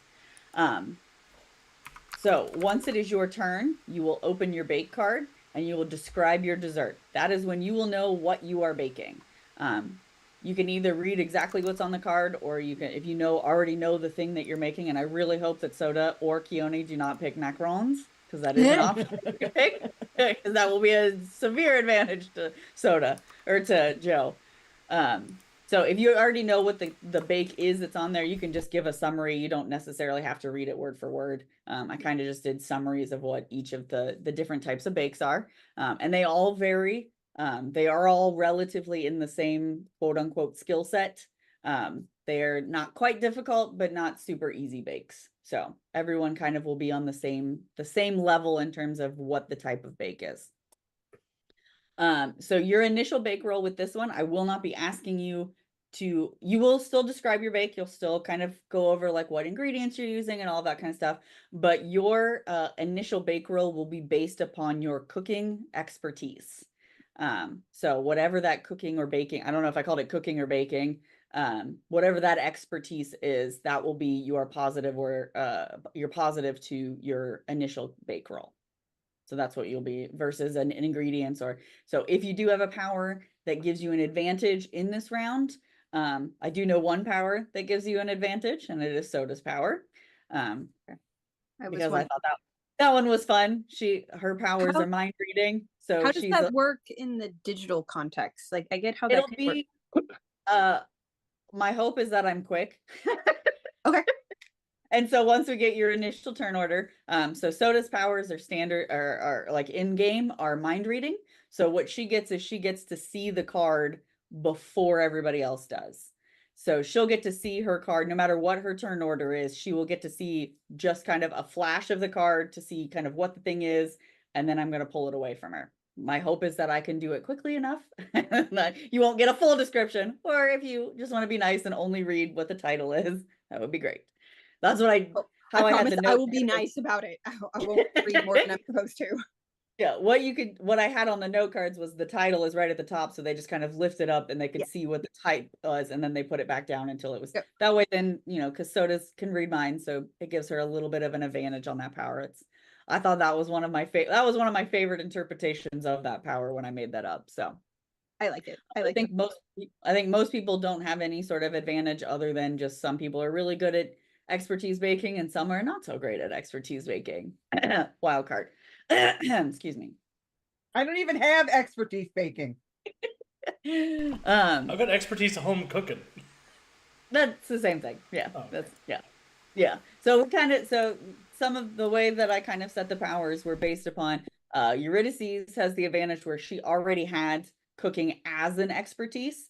So hers is more of a traditional expertise so hers is a little bit of a higher advantage. Keone and Gatorman have more of a home cook. She watches a lot of British baking show. He does a lot of cooking. So it's kind of one of those, you have a relative inherent knowledge of it. And then Wildcard knows absolutely nothing about home baking. She just has fun with everything, or they just have fun with everything they do. And then Soda Light has that kind of middle range, like not quite the same type of baking expertise as we do on Earth, but she does have some knowledge of baking. So that is what you'll be using as your positive for your rolls on the initial baking of this round. So with that, everything else will be the same though. You'll do the meltdown roll, we'll do the initial bake roll, and then we'll do another meltdown and then your success bake roll. So at that initial bake roll is when you'll open your envelope and you'll see kind of for the first time what it is that you're baking to get your information. So what we are going to do first is we are going to do turn order first. Let me get back to roll 20 to do the turn order because I did not remember the order the last time and I would like to remember it this time. It's been a request for the Great USP Jiggle Bakeoff. I want to see USP do a truffle shuffles. This was fun. Oh no. So USP dance battle. Here for it. Dancing with USP. That's the next reality TV show our heroes are going to cover. Are you smarter than a USP? We should do it. Are you smarter than USP? That would be fun. Oh no. The answer is yes. So you think you can dance, USP? All right. So we've got. Let's see. Let me get. Okay. So all right. So if everyone wants to go ahead and roll their initiative roll. That's a D10, right? Initiative is D20. D10 is for the meltdown. Okay. We're doing initiative roll first so I can divvy out the cards. Well, I rolled a natural 20 in my last roll. I rolled a natural 1 this time. Perfectly balanced. My awesome rolls continue. Look, USP Soul Train would be awesome. You and I have very different definitions of the word awesome. Okay, so let me get my turn order in order. My turn order in order. Okay, so Keone, what did you roll? Dirty 20. Dirty 20. All right. And Gatorman. A total of a 3. 3, okay. Eurydice. 4. Okay. Well, at least you're not last. Hey. Sodalite. 15. 15. And then Wildcard. Also 15. 15. Okay. Since Soda went first the last time, I will have Wildcard go ahead of Soda this time. So let me get your cards divvied out. So we've got Keone going first. So she will get technical challenge number 1. I'm not going to give them out to you until it is your turn. Just that way then, because you can view it right away. So I'm going to let you wait. So for Soda, she is number 3. So I'm going to give you a quick preview. Edit. And then Joe. Go and save. Okay, you should see it now, Joe. Let me know once you read it. Is it in the journal section? It's in the handouts section. Handouts. Yep. Yes.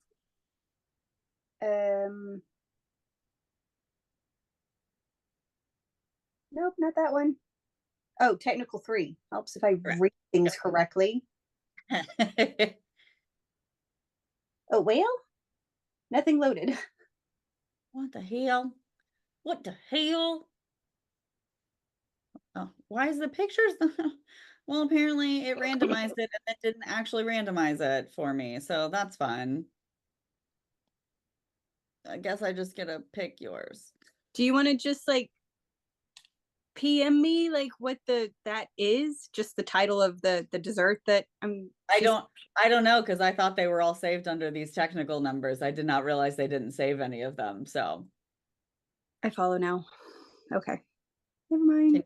Can you see anything? What the fuck? Roll 20. Why are you not putting anything in here? It really does not like my PNG files. If I just keep loading it, it'll work. You know what? Fuck it. I'm going to do this. I'm just going to know what your desserts are because that's really effing annoying.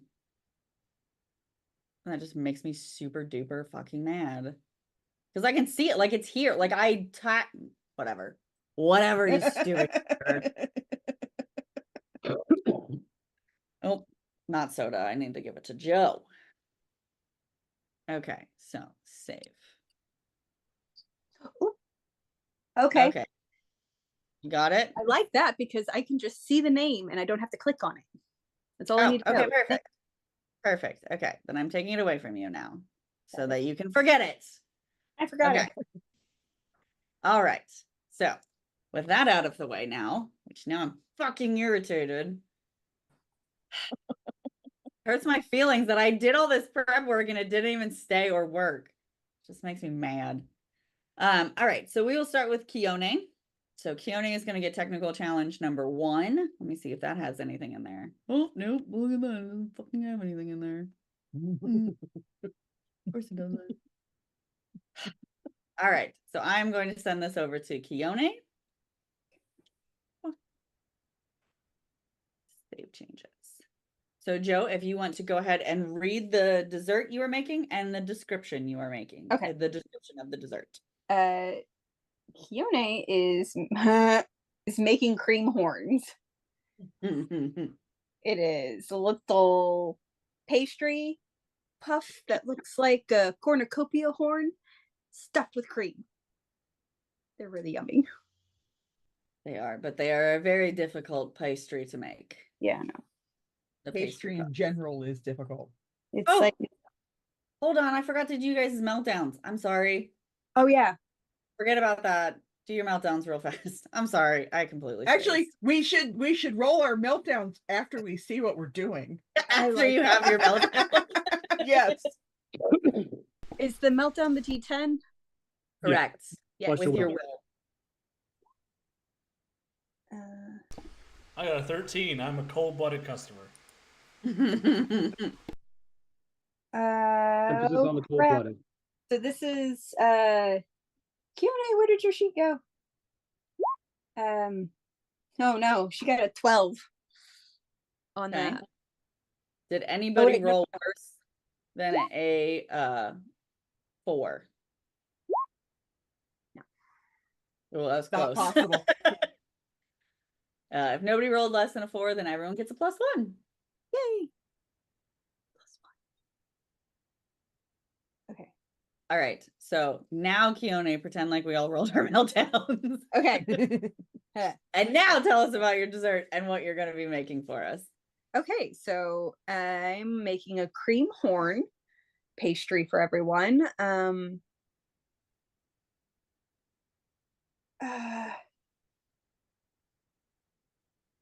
I'm gonna go with a traditional flaky pastry. I'm gonna build it up similar to how you build up the pastry for a croissant. And the cream filling is going to be let's see, this is Keone. So we're gonna go with a blackberry and caramel flavor. They said to go bold with the flavor. I don't know. There you go. She's gonna attempt to like swirl the two flavors together. It's not gonna be all like blended. You're gonna have a swirl of the whatever the fuck fruit I just said, blackberries, and the swirl of the salted caramel. That's what I was going for. I can dig it. I can dig it. She's really gonna rely on the ice powers to help control how that cream works out. So, fun fact for those of you that don't know, these are a flaky pastry. The way that they are made is they are layered. So they're rolled out. Butter is placed on top of them. They're then folded. They're laminated. Yeah, re-rolled. I was trying to use like less technical terms. For the the lamination process. But yes, so it's dum-dums basically who don't know how to do that. basically a pastry, then butter, then pastry, then butter, then pastry, all rolled and squooshed down, and then you chill it. And that's how you keep that's how you get the fluff, but then also like the hollowiness. And yeah. It's a That crispy flaky, croissant. Yeah, all it's the very calories. difficult. Yeah. Yes. It is. It can be, it's quite finicky. It's very similar to like a meringue where that is also very finicky. So There's a reason that pastry chef is a specialty. Yep. yes. Yes. Now the fucking pictures show up. No, I cannot. I effing cannot with this nonsense. Thanks, Roll20. I'm attempting to go. Go ahead and you described your bake. Go ahead and make your initial bake roll. So you have, let's see, do you have anything? I have it. What is your expertise? So you have home cooking +4. So you will get a +4 to deciding. So you used a D8 the last time. So you have a 12 and a 10. Why are you giving +5? I'm sorry. Yes, you're right. Because the I didn't meltdown. freak out. You didn't freak out about your cream horn.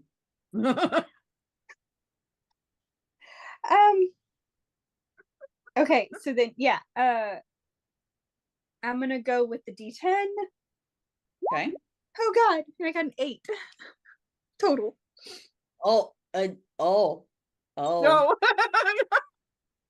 Oh, okay. So that was Keone.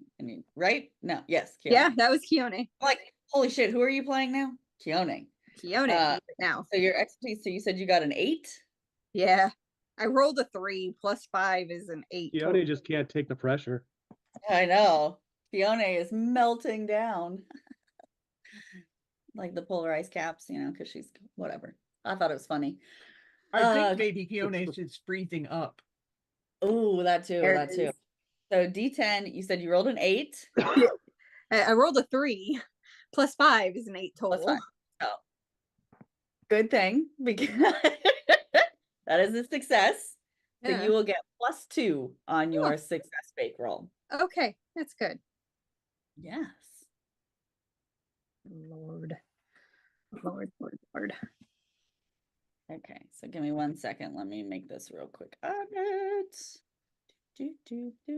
Hold on, I'm trying to load the technical for the two who is wild card. You keep going second. You're killing me, Smalls. I'm deuces, yo. Gross. Know what the kids say?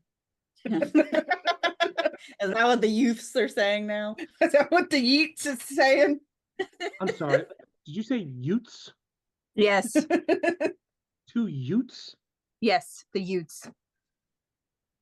The Skibbity Riz, Ohio. Oh my Not the God. Skibbity Riz, Ohio. Toilet. That hurt. Horrifying. That part hurt. Yeah, that one hurt my feelings a little bit. For the record, I don't know what any of that nonsense means. No one does. That was a Yeah, Sigma that- move.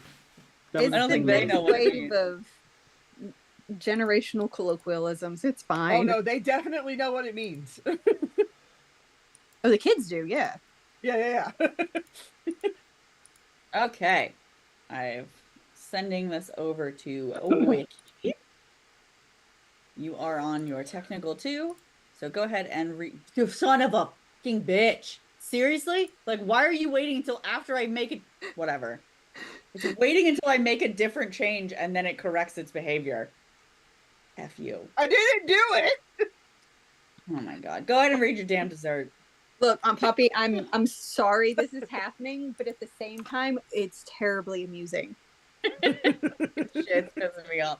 I literally opened up a different file to turn it into the correct file, and then it's like, hey, I got your picture now.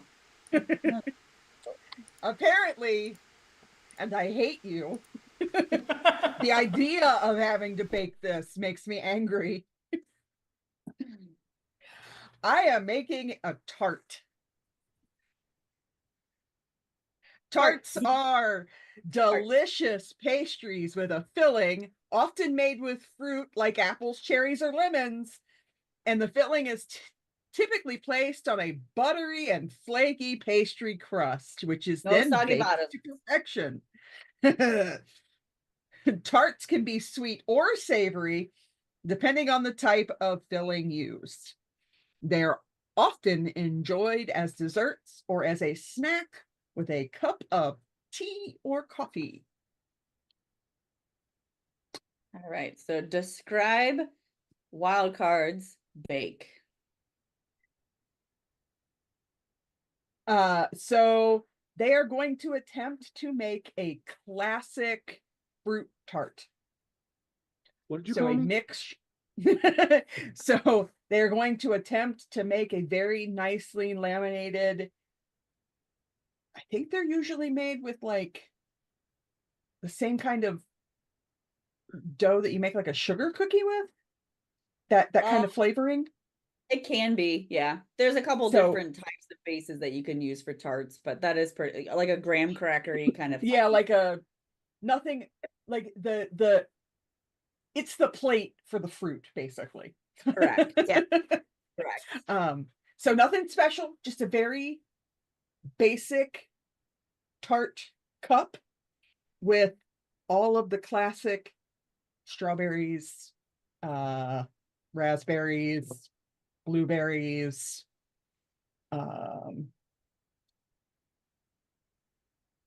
probably throw something completely wild in there like watermelon, because like it's still wild card. I mean, to be fair, I guess the grape and cayenne pepper somehow worked too.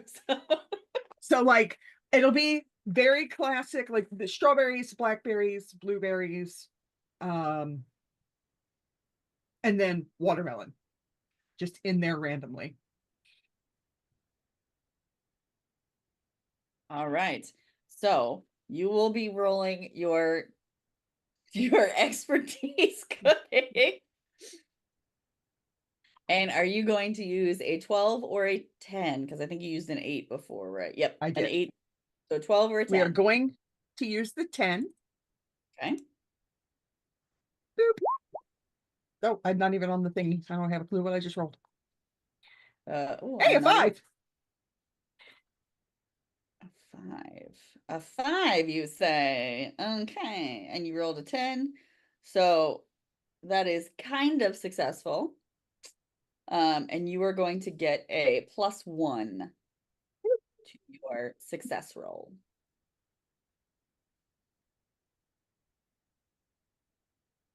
All right. So that is Everything Wildcard. was great, but my bottom was soggy. Yeah.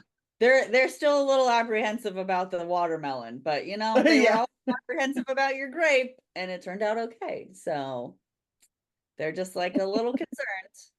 The chaos that you bring in your environment makes them a little nervous. Gotta throw that wild card in there. Yeah. All right. So next is soda. People in chat are mentioning grape is a fruit, pineapple is there for the crunch, and there's vinegar for taste. You know what? Vinegar? I didn't put vinegar in nothing.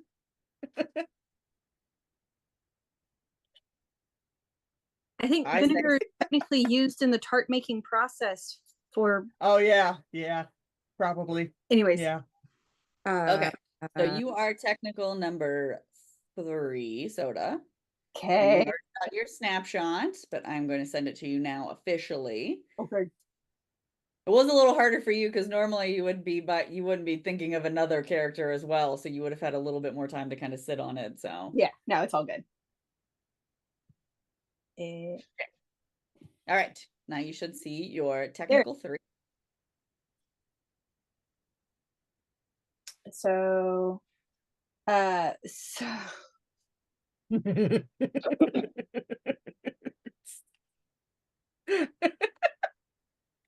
gonna. Can I take hero points away from audience participation?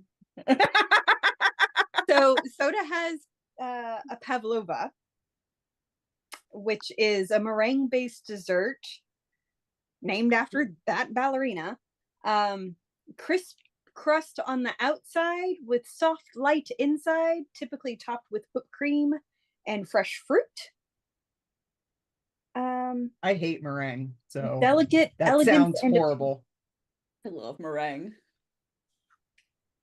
I hate meringue. I always wish it was whipped cream. I feel all kinds of ways about meringue because I was made to make meringue by hand as a child. Ever since then, I've never wanted to touch it. So this is terrifying for Joe, but do we want Soda Light to have any idea what the fuck meringue is? No. That will be determined upon your roll. I think it should be something else on LaFondie. Are there? They should have a word for meringue, but it should be something outlandish and not edible. Yeah, like that's not food. Why would you eat that? I have an idea. I have an idea of what she's gotten this mixed up with. All right, this is gonna be fun. What am I rolling now? I need to decide what dice. Correct. You need to decide so for soda, you have left a I still have a 10 and a 12. Correct. Yep. So and then what is your expertise in baking or in cooking? 3. So I have 4. Right. Plus 4 to total. Yep. Plus 4 total. So pick a 12 or a 10. I'm going for 10. Okay.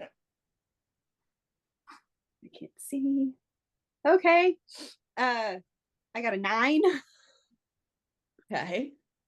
A 9. Yeah. On your, so let's see, and you did a 10. So that is a success.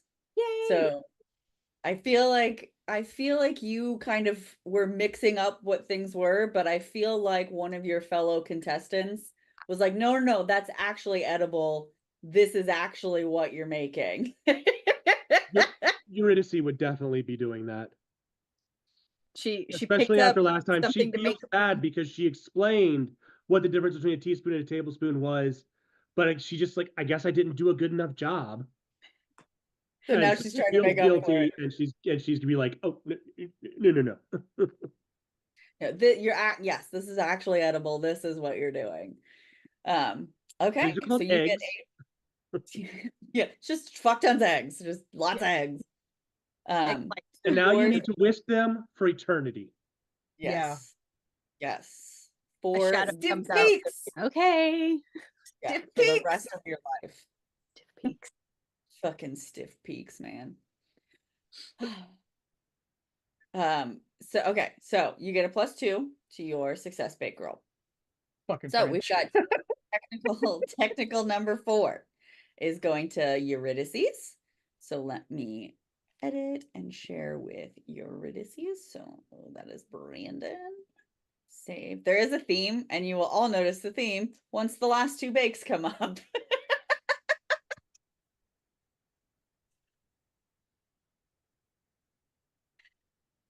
What was the first one? Slightly terrified by that cackle. That's okay. No, I'm already it's feeling a literally- theme. Yeah, it's literally Greenhorn. seeing them all now laid out together. I'm realizing how much of a theme I made them and I didn't intend to. All right, so Eurydice, go ahead and read us what your bake is. Oh, is it my turn already? Yes. Battenberg cake. Oh, A Nope. Battenberg Nope, cake. nope, Nope. nope. Nope. What am I looking was at? the You're looking sample. for the Tech one four. called Tech Tech 4. All right, let's see. Oh, you son of a lemon meringue. Does fuck anyone that. say the theme? Lemon meringue pie is a classic dessert consisting of a flaky pie crust filled with tangy lemon custard and topped with a fluffy meringue made from whipped egg whites and sugar. The contrast of the sweet meringue with the tart lemon filling creates a deliciously balanced flavor profile that is both refreshing and indulgent. This iconic pie is often enjoyed during special occasions or as a delightful treat any time of the year. Beautiful. So, Eurydice, are you going to stick with the classic or are you going to add your own twist to your lemon meringue pie? Some orange zest.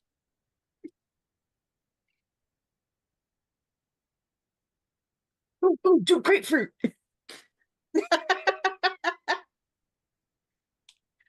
That does sound good, but I can't. It sucks I can't eat grapefruit, but that does sound good. A grapefruit meringue pie.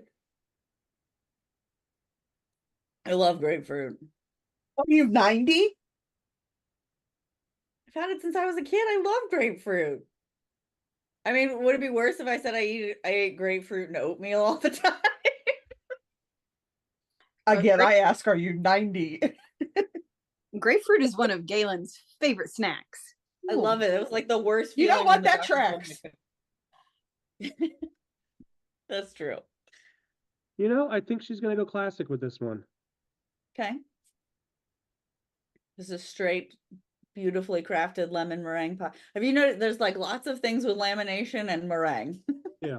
Because those She's tend gonna- to be the two more difficult. Her goal is to really wow them with the meringue, just how wonderfully beaten those eggs are. How stiff her peaks are. Yep, was gonna say, how I feel stiff like- her peaks are. I feel like What's your anyone line? making meringue that didn't successfully win the last round is just like, fuck these guys, just like aggressive. A meringue that'll will poke your eyes out. There you go. All right, beautiful. So you're going to roll your either 12 or 10. I will do 10, even though I have two 12s. So that says 12, but it's a 10. Oh, hold on. Did I marked off you? Okay, so Gatorman. Yep. Okay, Thought so you I were marked off. making another peak joke. So Okay, so go ahead and roll your D10, and then with whatever your cooking bonus is. Which I think yours is pretty high. I think you should have Yeah. the highest. Yeah, mine is. Yeah. I was gonna And make a then I've similar got kind of plus joke, one. but I feel like we peaked. Well, you've piqued my curiosity. I need all of you to go away. You should have known that was coming tonight. I know. Let me play my game in peace. No. So Those are not the players you ordered. Yep. yes. Am I rolling the +1 from my For meltdown your- roll? Yes. Correct. Yep. So you said you have a Okay. 7, so 8 plus 8 to whatever your D10 roll is.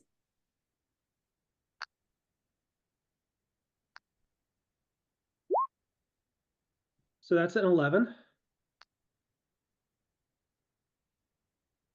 So that's I'm rolling a good. d20. No, I'm rolling a d10. That's 11. Because I rolled a 3. Yes, you did. But luckily, that is still a success for you. So you get +2 to your success bake roll. And so with that, all I can hear when you guys say won't stop is I'll just keep singing the won't stop from Miley Cyrus in my head. But my husband's been practicing. He did his first show Saturday, and then he's at an open mic right now for his first time since before COVID.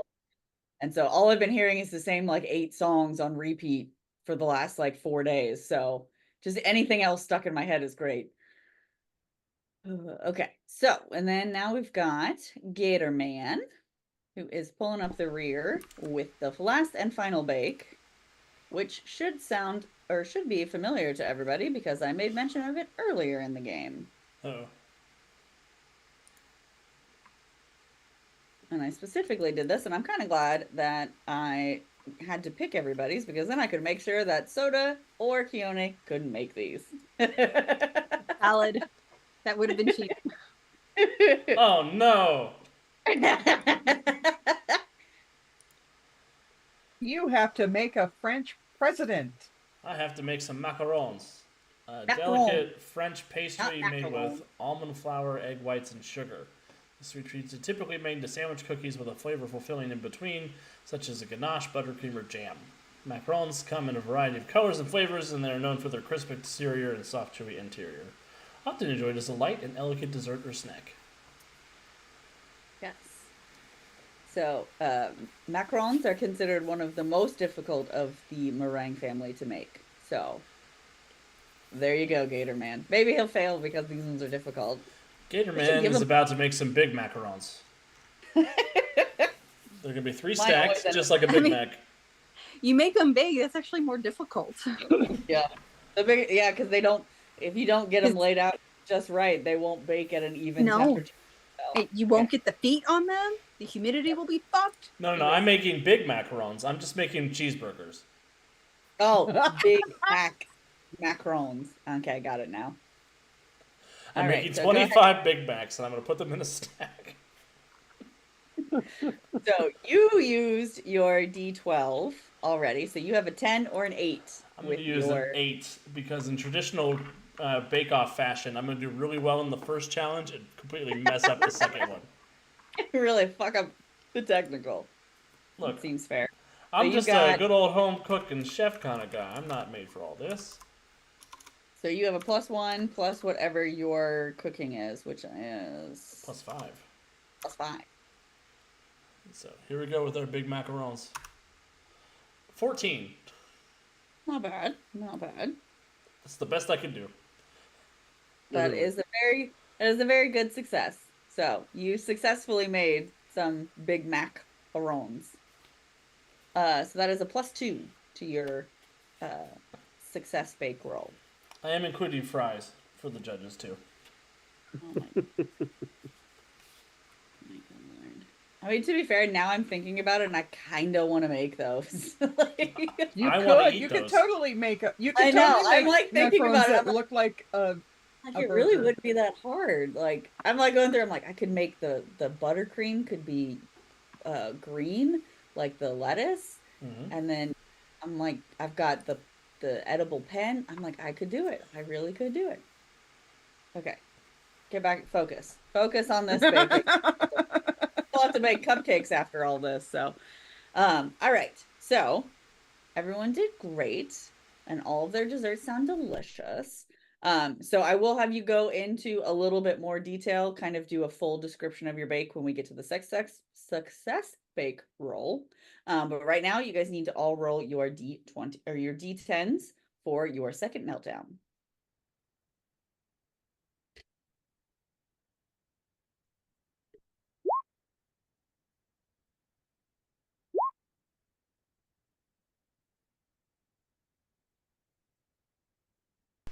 11. I Didn't even Q fall is a off. cute number. 9. Did anybody roll less than a 4? No. Then everybody got a +1.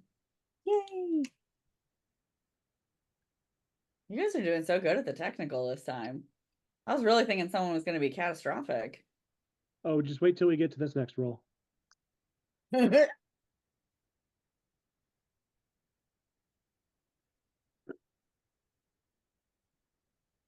All right. So with that, we will move on to the success rolls. And so I will start in turn order again. So that means Keone will be going first. So Keone, give a full kind of visual representation of your bake and kind of the flavors that you used and the palette that you are trying to kind of bring it all together. Give us a visual picture and tell us how it tastes. So she's brought out a couple of her minions, and so they have become the place setting itself, and they are holding up like a frozen table, mini table where the pastries are set up with a lovely little snow doily underneath it to keep everything chill and dry. And she was able to include just a hint of nutmeg within the pastry portion itself to then enhance the blackberry and salted caramel swirl in the middle. And yeah. Ta-da! Very good. That actually sounds really good. Now I'm like, look, I've been having way too much fun baking for the family now that like we're caretakers here. I've done 3 different kinds of baked goods this week alone. It's I love that. Yeah, baking is definitely my love language. So yes. Okay. So with that, you're going to roll your D20 with your bonuses. So your meltdown bonus, a +1, and then you had a +2. Mhm. Yeah, so you got a +3. And so since you used your since I called out for your creativity, Okay. I think no, for your ingredients the first time, you're going to use your bonuses for creativity, or if you have any bonuses to creativity. okay. So then Or I'm sorry, I'm fucking stupid. I'm completely on the wrong thing. Cooking. You're using cooking. I'm sorry. I've already moved on to the next round. I was not paying attention. So cooking, you are doing, so it's your cooking bonus and then plus whatever your, so the +3 that you had before. I'm sorry. I'm like, just like moved on to the next round. I'm just like, rolled a so you have 9. a home cooking of +4. And then, let's see. I rolled a then your 9. +7 that's 16 total. 16 total. Okay. So with that, oh, duh, then I gotta roll.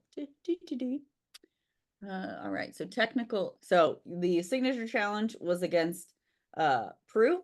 The technical challenge, since Paul is who gave you the technical challenge, it is against Paul. Okay. So let me get rid of these bonuses. And then let's see. So you said you rolled a what? 16 total. Total. Okay. Roll down so I can get to the bottom. Roll. I got a 22. So Keone is 16, 22.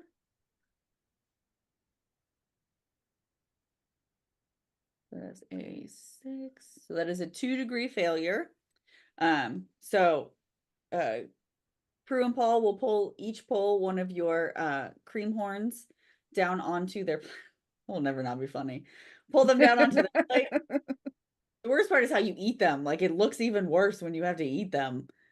Because no matter which direction you eat them, it's inappropriate. I just So they will roll one of each down onto their plate, kind of crack them open, and the look looks like you have a little bit of an uneven lamination in here. good flake, good crisp to the pastry, but yeah, it just looks like a little bit of an uneven lamination. Probably had a little, didn't flatten it out quite enough on each layer as evenly as you should. They will then take a bite of each one. They will look and kind of inspect and think, this is a very interesting flavor combination. You said you did blackberry, caramel, and what was the special ingredient? Oh, nutmeg. Nutmeg, that's what it was. I think the nutmeg is a little bit overpowering of the caramel. Dang. I would have done a little bit less nutmeg and a little more caramel, and then I think it would have been perfection. So, but that is great. So that is 8 points for you for that one, for the technical. All right. So with that, we will move on to wild card. I would like to help Wildcard since Wildcard helped me. Okay, so which helping friend are you going to use for Wildcard?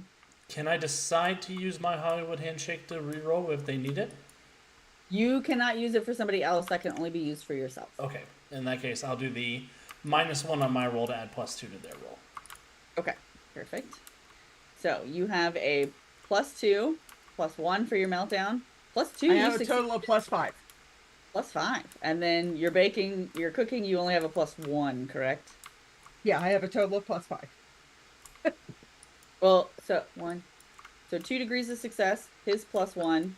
I had a +2 for my I mathed bake. it right in my hands, and I kept mathing it right, and then for some reason I kept thinking I was not mathing it. 2 + 1 + 1 + 1. 2 + 4 + 1. So there's one bullet left. Ugh, math is hard. Okay, so go ahead and make your roll. Okie dokie. That's pretty good. A 19. A 19. All right, so let's roll for Paul. And Paul got a 26. He rolled a 19. You rolled a 19. All right, so we got wild card. We got a 19 plus a, what did I say, 26? 27. 26. 26. 26. Math is fucking hard, guys. Okay? Math is hard. I'm going to make the computer do math for me so I don't have to type it out. So it is a 7. And that is 2 degrees of failure. So give a little bit of a more detailed description of your bake. You had tarts. Yeah. No, literally everything is perfect except the bottom is soggy. Okay, that feels right. Yep. So they will kind of pull a tart of each and they'll kind of look at the fruit and they'll kind of be like, oh, okay. Is that watermelon? Yeah. And we'll be kind of confused. They will kind of turn the tart a little bit and they'll be like, looks like they've all got soggy bottoms. Soggy bottoms, man. And so they will break it apart and they will take a bite and they will be like, although watermelon is an interesting choice, it's okay. It's not great. And with the soggy bottom, it's just all around not what we were hoping for with your interesting use of ingredients. So you will get a +8 for points. Keone's gonna kill everyone in this competition by the end. Maybe. She is.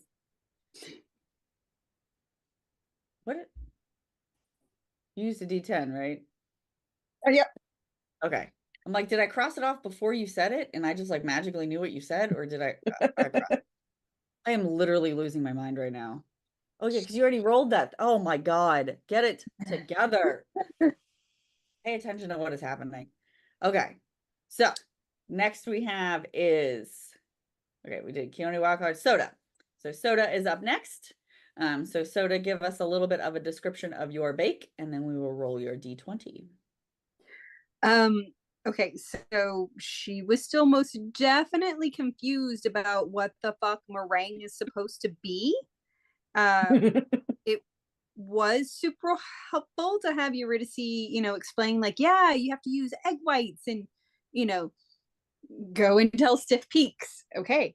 That didn't say anything about flavor or texture.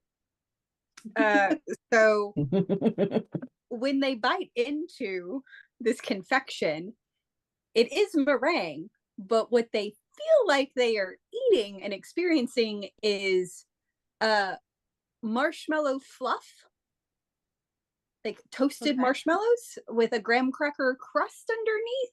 And what is like it is fruit, but in your mouth it's like you're at the county fair and you have all of like those memories and like whatever the fuck shadow magic she used, like it tastes amazing, but you can't like, it's not just fruit anymore. She somehow captured memories in this. Okay. That's what I'm going for. That's an intense description. Now let's actually roll and see what really happened. Yeah, let's see if they feel county fair or if they feel dumpster fire. Oh no, they definitely feel county fair, but what you don't know is that there's trauma related to the county fair. Is it a good county fair or a bad county fair? It's a dumpster fire at the county fair. Well, is it the quaint little countryside fair, or is it a La Fondy fair where Acosta shows up? Just saying. So I am rolling a d20 plus my cooking skill and any bonuses I have. No, it's just a straight d20. Well, I'm shaking my head at deuce. Uh-oh.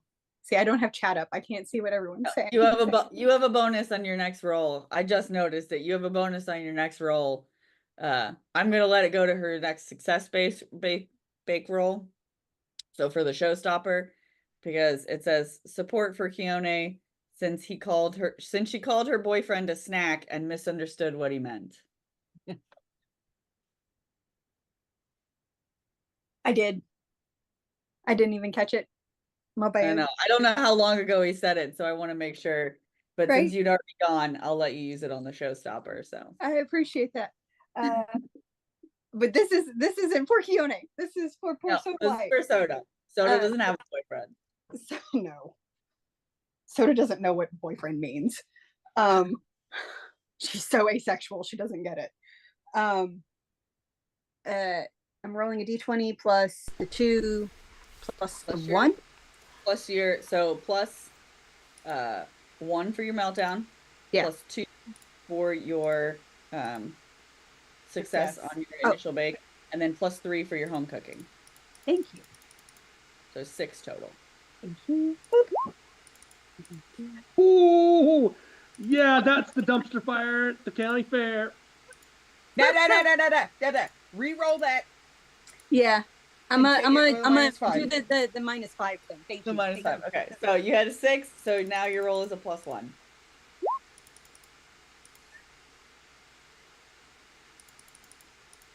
Still 10.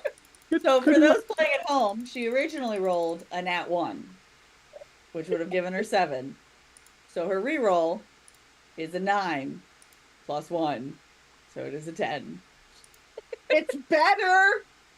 To be fair, they could roll. This is so Soda though. She doesn't know what the fuck she's doing. Paul could roll a 1, and that would only give him an 8. So you could still get every dice has a 1. Clearly. Now he rolls a 20. Doesn't But he I have have not plus rolled a 9, 1 or is yet. that Prue that has the +9? I think they had... both have +9. He has, so because we are doing it based on just cooking skills, he does not have any of his creativity or ingredients bonuses. So it is only +7. It's +9 when they're going against ingredients or creativity. Gotcha. So it is only I +7. appreciate that. You so can there's a microscopic possibility. There is a chance. And if you tie, it is a success to you. So there is that. So he only all he has to do is roll a 2 or under. I'm sorry, I didn't get a natural 20, got a natural 19.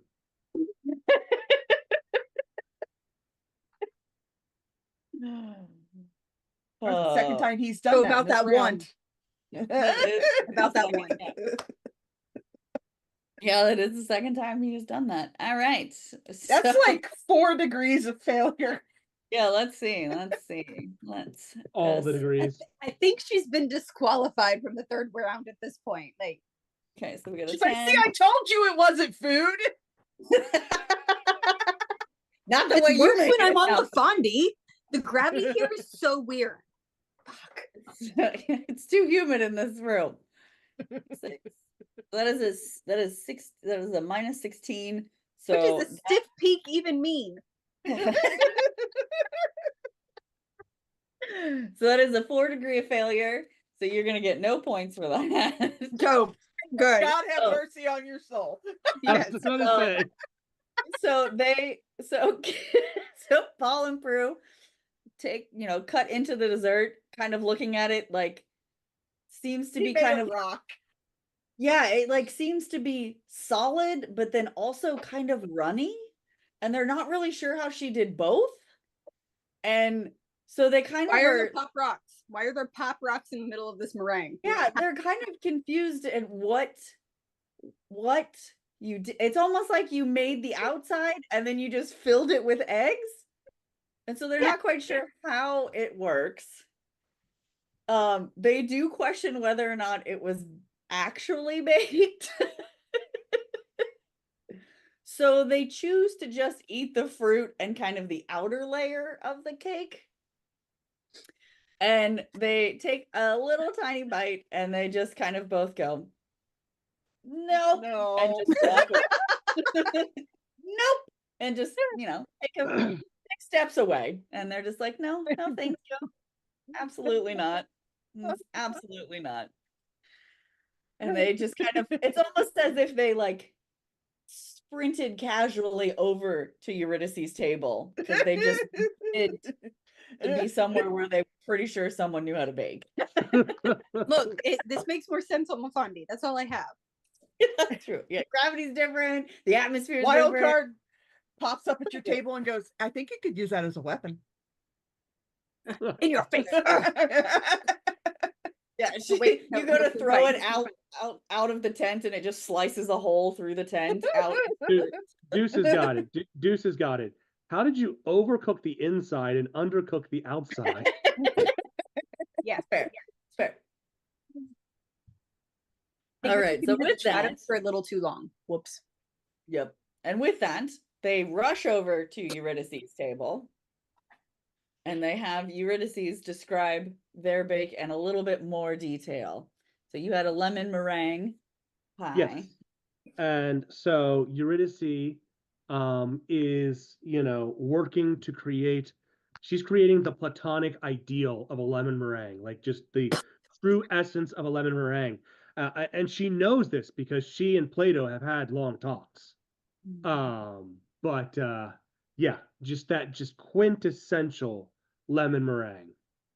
That perfect sweet, perfect tart all together. Yeah. Okay.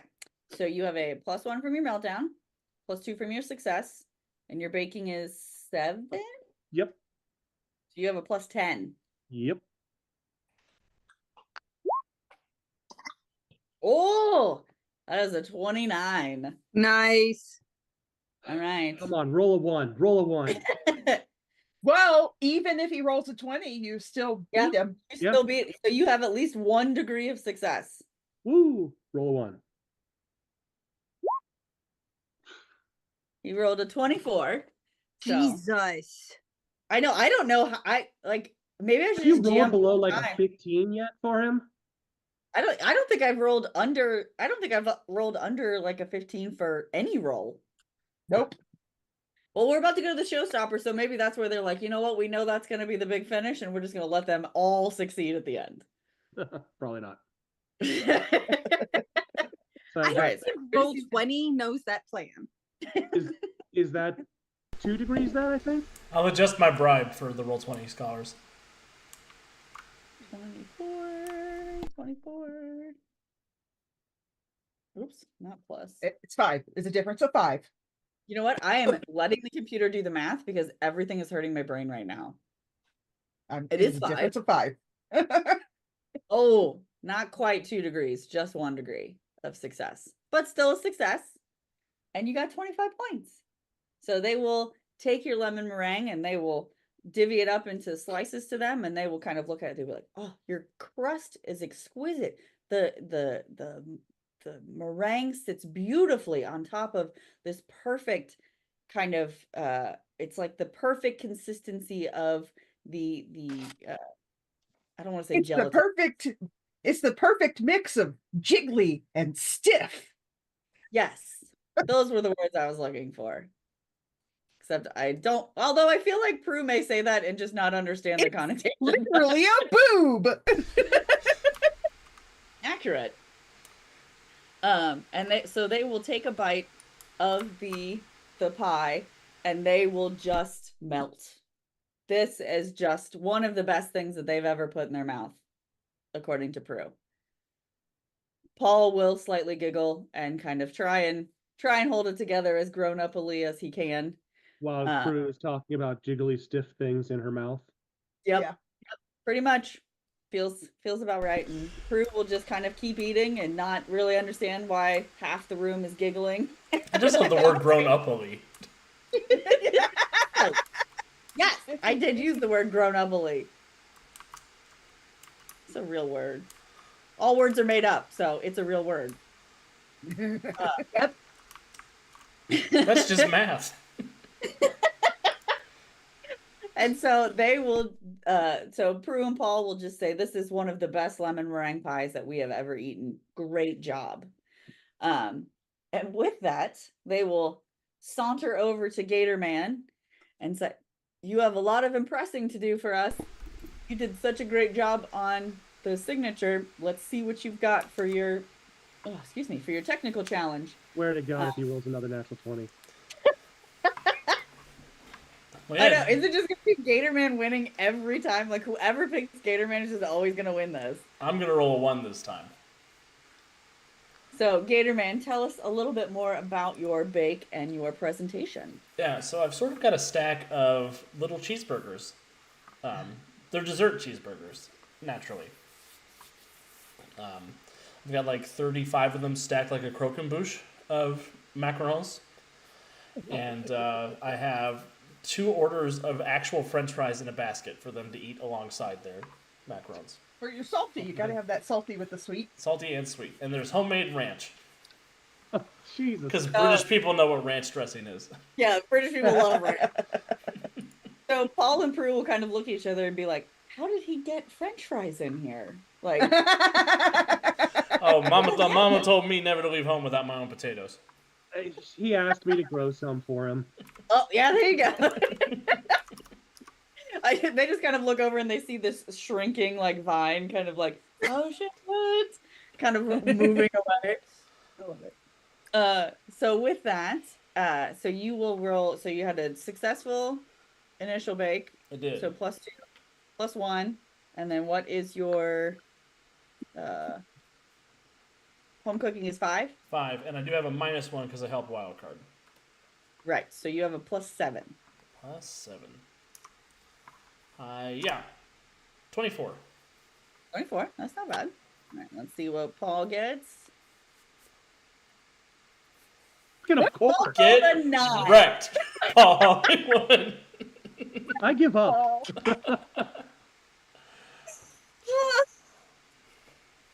We were all just complaining that He never rolls kept low. rolling too high. So, of course, he rolls low for fucking Alex. Oh my lord. I never get to roll high. Let me have this. Oh god. Okay. So I'm just gonna say that's 4 degrees of success because I don't want to do the math. It's 15. The difference is 15. So yep, that would be. Oh no, it's 3 degrees of That's 3. success. Yep. Oh, I almost gave you some more success. And I was really thinking, I was like, oh dang. I was like, Eurydice just got 25 points and she had 10 points before. I'm like, dude, she's doing great. I was like, she could catch it. No. Nope. Just kidding. All right. So for 3 degrees of success, so for 1 degree was 25. We're gonna go with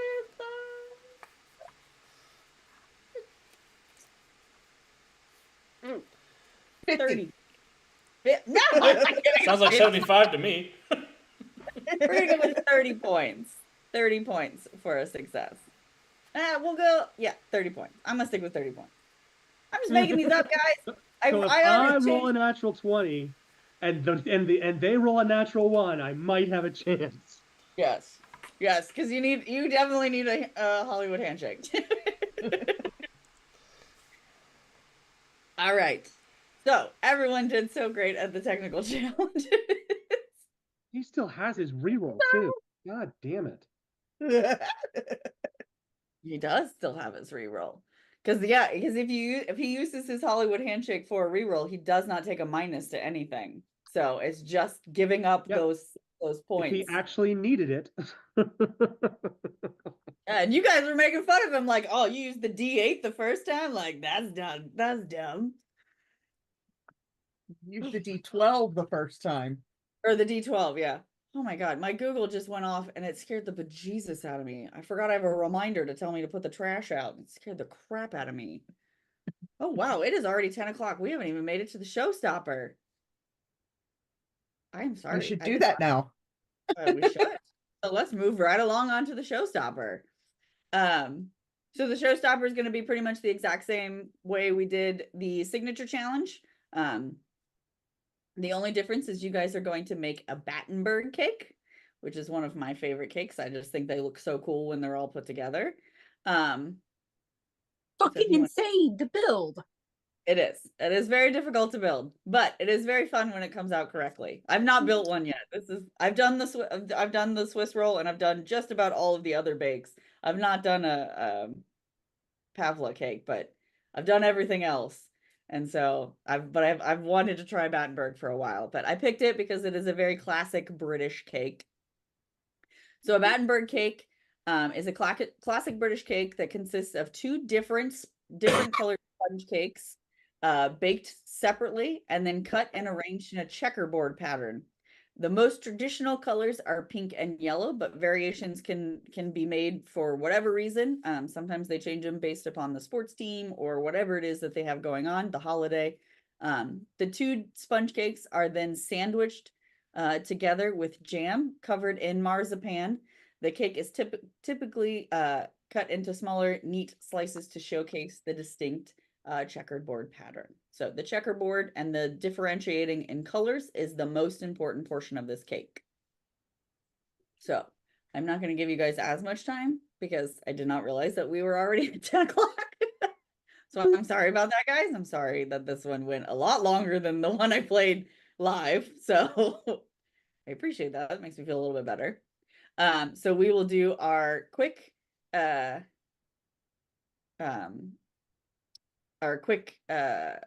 what the fuck is the word I'm looking for?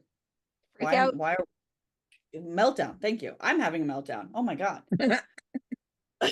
So go ahead and roll your meltdown checks. If any of you guys rolled under a 4, you get -1. If you rolled above a 4, you get +1. +1 for me.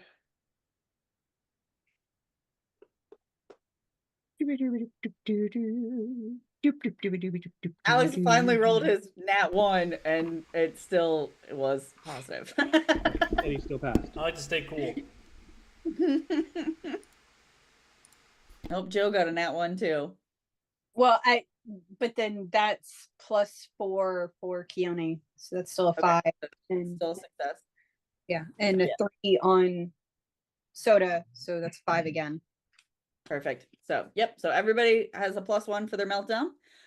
So now we will do, so I'm gonna have everyone kind of describe quickly their bakes, but let's go ahead and do turn order. So go ahead and roll for initiative, please. Jesus, with these rolls being shite. Okay. Oh, wait, so, Hey, look, I go last again. I went last time. Yes, but I went last the first time, so it's still again. Keone, what did you roll? Keone rolled a 19. 19. Wild card. 5. Okay. Soda Light. Soda Light rolled a 11. No, that's fucking bad math. That's a 13. Jesus. 13. And then Eurydice, 4. 4. And Gatorman, 17. 17. All right. So turn order is Keone, then Gatorman, Soda, Wildcard, and Eurydice pulling up the caboose. So we will start with Keone. So go ahead and describe your Battenberg cakes and your flavors.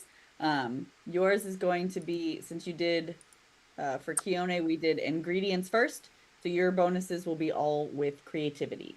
Okay. So go ahead and describe your Battenberg cake for us. Okay, so the 2 colors she uses in the Battenberg cake is going to be the same color of blue from her uniform, and then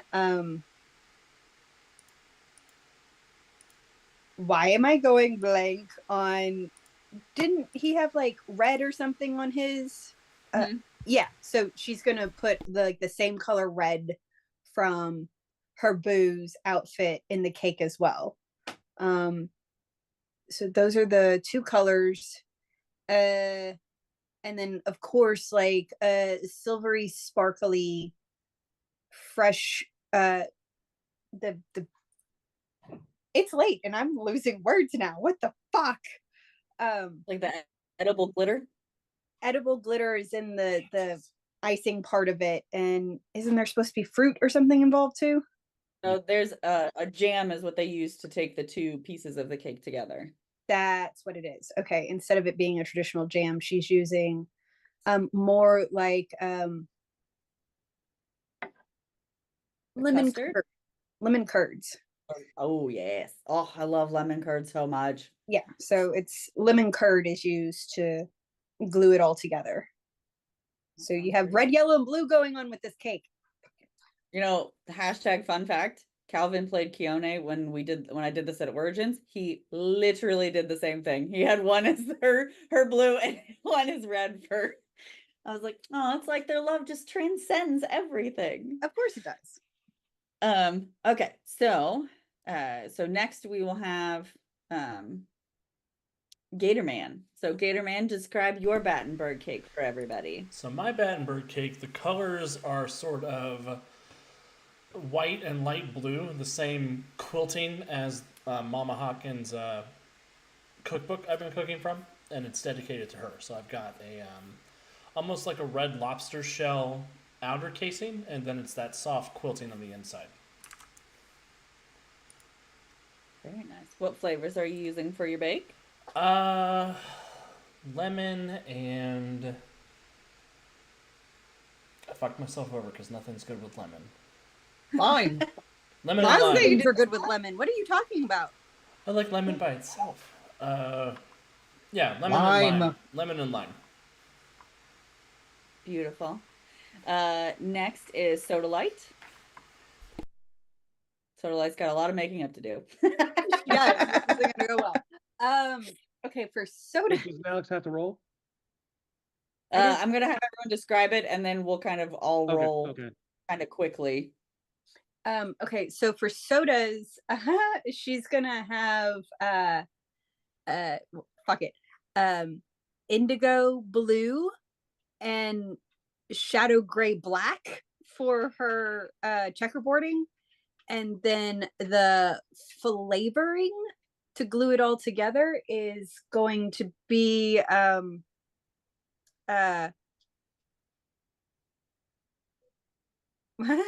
it, blood orange. Okay. So yeah, really tart, punch you in the face, and it's gonna look really, it's not supposed to look comfortable at all. It's a Halloween cake. It is Fair. All right. Wildcard, go ahead and describe your Battenberg cake. So Wildcard is going for the checkerboard coloring being purple and pink. And so it's going to be a grape and watermelon sponge cake. with a ghost pepper jam, all wrapped up in white amaretto marzipan. Nice. Oh, Lord have mercy. Lord have mercy on Paul and Prue's soul at this point. Have mercy on their souls. All right. And Eurydice, describe your Battenberg cake. Going with the traditional pink and yellow because she's going for a strawberry lemonade kind of flavor going on. The jams. There's actually going to be two, because one puts it together vertically, one puts it together horizontally. The vertical is going to be lemon curd. The horizontal is going to be strawberry jam. Ooh, that sounds good. That- I love strawberry. That actually sounds appetizing. Yeah, I know, sounds it sounds amazing. delicious. Oh, now I'm so hungry. Fuck. It's okay. I'll fuck up the roll. Hey, you could still pull it out if Gator Man Fucks up and I roll a natural pulls it 20. under. If Gator Man gets pulled under the swamp, you have a chance to rise above it. All right, so we will start with Keone. That's Sucks that the 100% the what they say when we come back from commercial.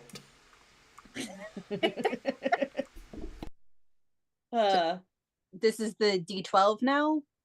Correct. So Okay. yes, so you will roll. It's whatever you haven't used yet. Yeah, Yep. so I think for Keone's first, right? Yeah, that's what you Yeah, said. so Keone has her D12 left. Yep, and then so you're rolling with creativity as your bonus. That's just a +1. Boop. Awesome. I don't have a bonus in Evan. creativity. You should actually add another to that because you should still get your Yep. No, I meltdown said. bonus. Oh yes, your meltdown bonus. Yep. 8. I'm just, you never know when that one will put you over. 8 on creativity on a D12. It did not. She got a kinda. So you get a +1. Yep. Yay. All right, Gator Man. So you were rolling. Oh, Gator Man is rolling for ingredients this time. Perfect. I get a +2 to ingredients. And I have a D10 left. You do indeed. So I've got a total of a +3 to this roll. +2. Don't you still have the? Because you helped me. Oh yeah. Oh, so +5. Yeah, No. Jesus Christ. 15. And you used a D10. That is a success, so you get a +2 to your success bake roll. Alex, isn't that the third time tonight that you've rolled the max amount on a die? Look, my bribes to roll 20 are finally paying off. Off. I'm allowed to be good in the lowest impact game of our shared set.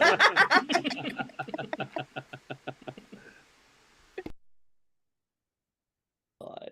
With somebody else's character. Yep. All right. Okay. So then we have. You're not even your girlfriend. Yeah, no doubt. Your girlfriend's not doing so hot. So Soda Light, you are now next. So roll your Soda Light. You have a D12 left, and then Yep. it is against your ingredients. Do you have any bonuses to ingredients? I do not. So you just have your +1 for your meltdown then. 7. 7. That is a kinda, so that is a +1. Okay. And then wild card, you have your D12, Yep. and then +3. you have a +3, and then that's your meltdown and your other bonus, and you are using it against creativity. Yeah.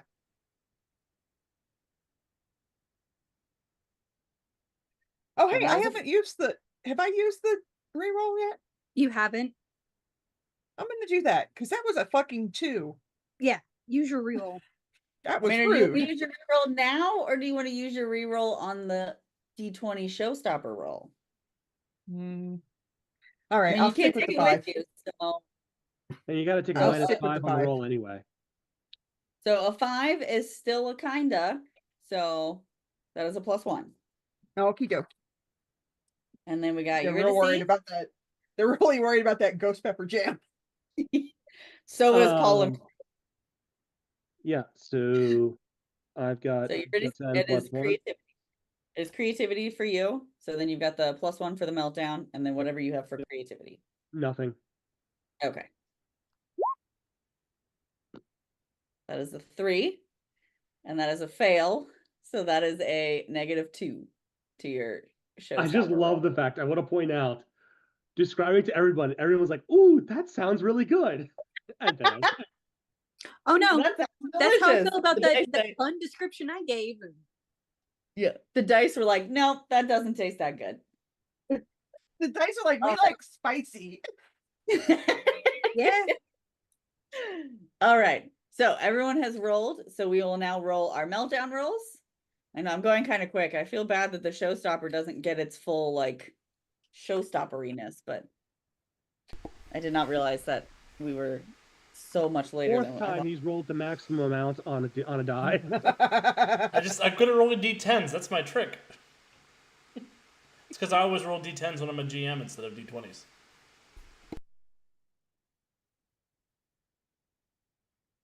So, come on, stay plugged in.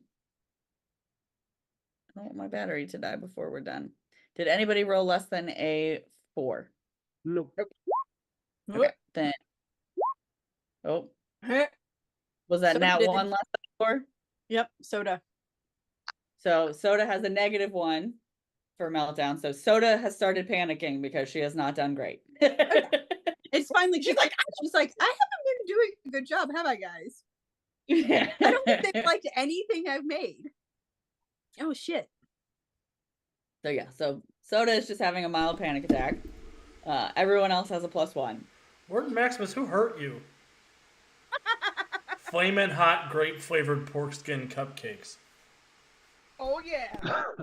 That is definitely something Wildcard would make. That tracks. That tracks. So with that, we will now do our successful bake rolls. What's funny is I added some rules to like the rolling of Paul and Prue, and I didn't even follow them. They were to your advantage because I also had it set to roll for each of your ingredients and creativity rolls as well. And I just was like, I completely spaced on that being a rule I made. It was a new rule. I did not have it the last time I played That's something this. else we could fail. Right. Correct. That's all I Correct. heard. That was also something you could fail or succeed. And I was like, I completely spaced on it. All right. So we are going to do. Other than our meltdown and our success bonus, are we adding anything to this one? So this one, so for any of you that rolled with that I said for creativity, which would be wild card, Eurydice, Keone, you can all roll bonuses if you have creativity. Awesome. And then Gatorman and Sodalite can roll for bonuses if they have ingredients. And then Deuce gave moral support to Keone for this bake roll. Correct. That's So right. she'll get another plus. Keone will get another +2, right? Because that's what we do, +2s for Yep. moral support. Okay. So you'll get a Keone will get a +2 as well to her roll. Do I have a -1 or a -2 from the God's hate?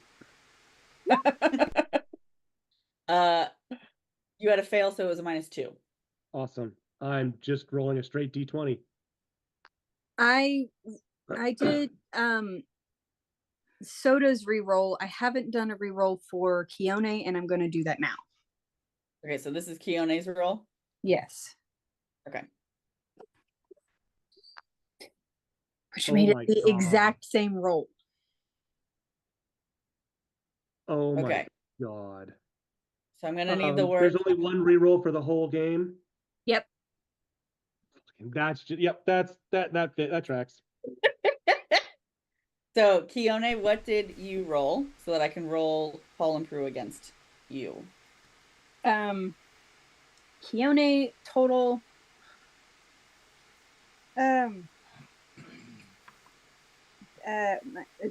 Fucking, she got a 10. A 10? Okay. Yeah. Minus So 5 plus 5. Okay. So let me roll for Paul and Prue. Let me find their character sheets. So we've got... Yeah, because like I even have like they even have cool powers, and I like didn't even get to use them. I'm so mad about that. All right. So I am only rolling it based upon just expertise baking. So they are not using any of their other powers against you. So that is a 23. That's a 13 difference. They're not actually trying, but they still will whoop your ass. Yeah, we're not even trying as hard as we can, and we're still very judgmental. So that is 3 degrees of failure. Oh shit, where's my sheet? Oh, there it is. So 3 degrees of failure. That is 5 points for you. That is 5 points. I think she might have just barely hit 20 points total.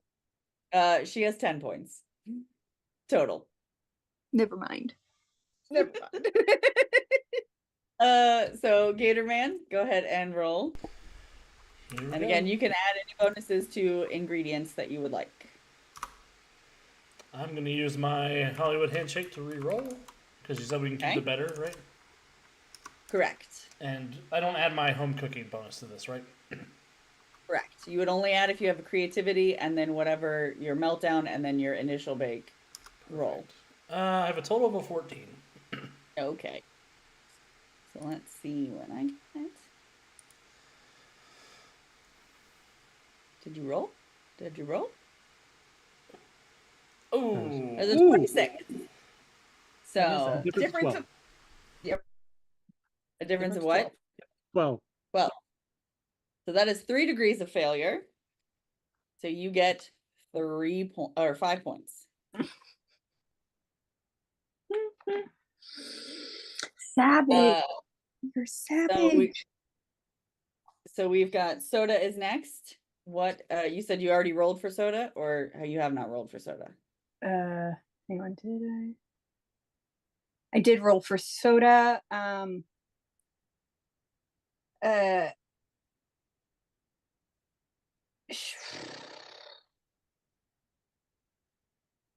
That is 12 total. 12, okay. I got a 16. Okay. That's 4. That's 4 points. That is a single degree of failure, correct? Yeah. That's the best she's done. Yep, single degree of failure. Oh shit! Hold on. I lied. I'm sorry. I put the wrong thing in the wrong place. So Soda might have more points. Oh, that's nice. I'm not worried about it. She's still last. 1 degree of failure. Warden says stupid Earth competitions do not allow stabbing. Where's the competition? So I'm with you, Warden.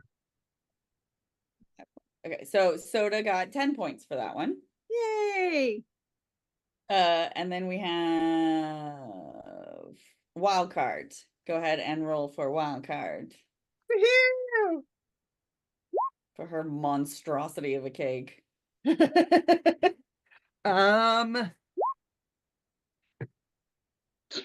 So, difference of 9. 9. And that is 2 degrees of failure. Wildcard does have moral support as well from Warden Maximus. I already added it. Okay. Okay. So that is 8 points for you. And then last but not least, we have Eurydice. So since you rolled prematurely, I will let you re-roll. Oh, no. I'm going to take it because I rolled it intending that to be my roll. So I didn't realize that the re-roll was only good once the entire game. So I will keep my roll of a 1 plus 0. Plus 2. But I did get moral support from Wiki, Eurydice for being very, very Greek. So I don't have a 3. Okay, so a 3. And now I'm okay. looking forward to Aunt Puppy rolling a 20. Oh man, Well, I I didn't mean- use my reroll. Huh. 5. 5. So right now, just before I even roll, you are already at 1 degree of failure. Yeah. So let's see. That's 20. 20 even. No, no nat 20, just 20 even. Oh, So yeah. that Difference of is 17. So it's only a 17. 17. That's a difference of 17. So that is 4 degrees of failure, and that is Yep. 0 points. Yep. Okay, I'm going to do my reroll because I never did it. I never used Okay, it, and I that's might fine. as well use it just to see what Might happens. as well. Okay. Oh, hey, I got 2 better. No, you got, because you have to take a -5. So you I already got. took it off. Oh, you did? Oh, okay. Yeah. Yes. You got 2 better. Oh, your bonus, so you got it to +1 was ended up being Yeah. your bonus. What did I roll for you? 26. So that's a 7. A difference of 7. 7. So that is still 2 degrees of failure. Yeah, it's still the same, but I got better. But you got better. Yeah. So, yeah. You might as well use it. You don't get to carry it over. So I can't even come up for an explanation for why the one that everybody agreed sounded really good. It had a 0 soggy points. bottom. No, Yeah, we so- had Okay. to go far beyond soggy bottom to get 0 points. All It- right. it- So then- I'm telling you, we acclimated them to all the weird spice, and then they went to yours, and they were like, this feels normal. This feels like Boring. what it's supposed to feel like. but All right. You I no do longer want to have taste say, buds, so this tastes that- bland.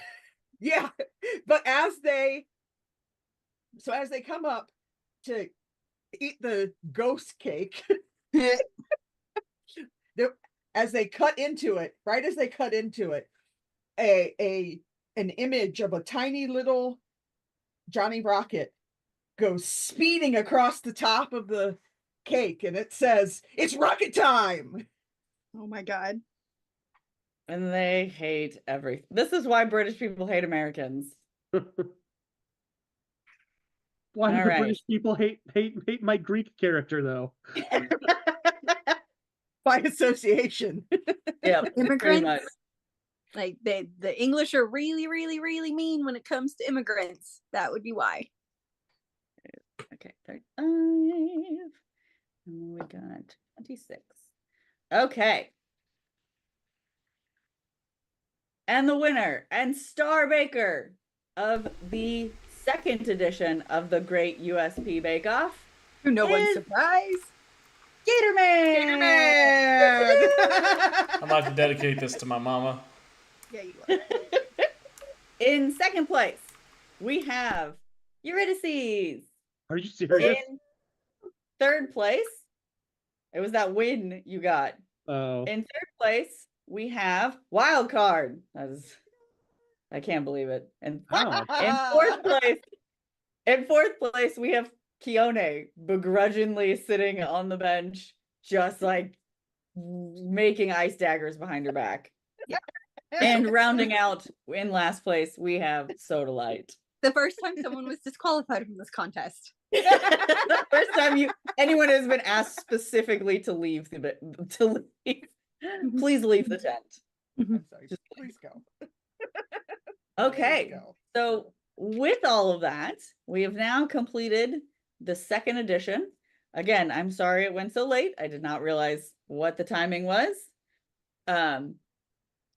So with the fact that Gatorman did use his reroll with his Hollywood handshake, and we didn't make it to the end, Hollywood handshakes were worth an additional 7 points. So had you saved that to the end, you would have gotten an additional 7 points. Oh. Wouldn't have made a difference because you blew everybody away, but anytime if you had stacked Hollywood handshakes, you would have had 7 points for every Hollywood handshake that you got. So I might tweak that a little bit. I'm definitely going to tweak the point system a little bit. I already made the change, so that's why I just continued making up the numbers. Because I'd already made the change and forgot what my notes were previously. So hopefully everybody enjoyed that. Everybody had fun. We'll just do a quick goodbye Feel free to, in the Discord or on the comment section here or wherever, drop any feedback. I'm still fleshing this out. This was a homemade thing I've spent, almost a year putting together. So any feedback is good feedback. So what's something you liked, something you didn't like, a suggestion, a comment. I know I had a suggestion from Wiki on how to do the point system, so I've already kind of made that adjustment. But if you see anything or saw anything that you're like, hey, that'd be really cool if you did this or added this or whatever, I'd love to hear feedback. Yeah, just thank you for running this, Aunt Puppy. This is awesome. Yeah. Nothing hurts my feelings, so like you don't think that if there is criticism, they're not like attacking me personally. I can differentiate between the two things. So except when I bake things. So if you tell me you don't like something I baked, then I will take it personally and it will hurt my feelings. So just know that. Always accept my baked treats. I will be running this again at Origins. With these new rules and the new setup that I have. I'm contemplating, I will kind of rearrange the character sheets a little bit, and then I may even add some characters. So in case someone doesn't want to play the characters that we already picked, I may add in some extra characters and stuff like that too. So with that, I'll let all the bakers, I'll let them all go from the tent. Let them kind of say their goodbyes and anything they want to say. So I will start with Wiki. Bye. It's rocket time. It's always rocket Brandon. time. Who are you passing it to, Wiki? Brandon. Oh, I didn't hear you say that. Too much Um, rocket time. I hate this game. And be kind to people, especially yourself. Joe?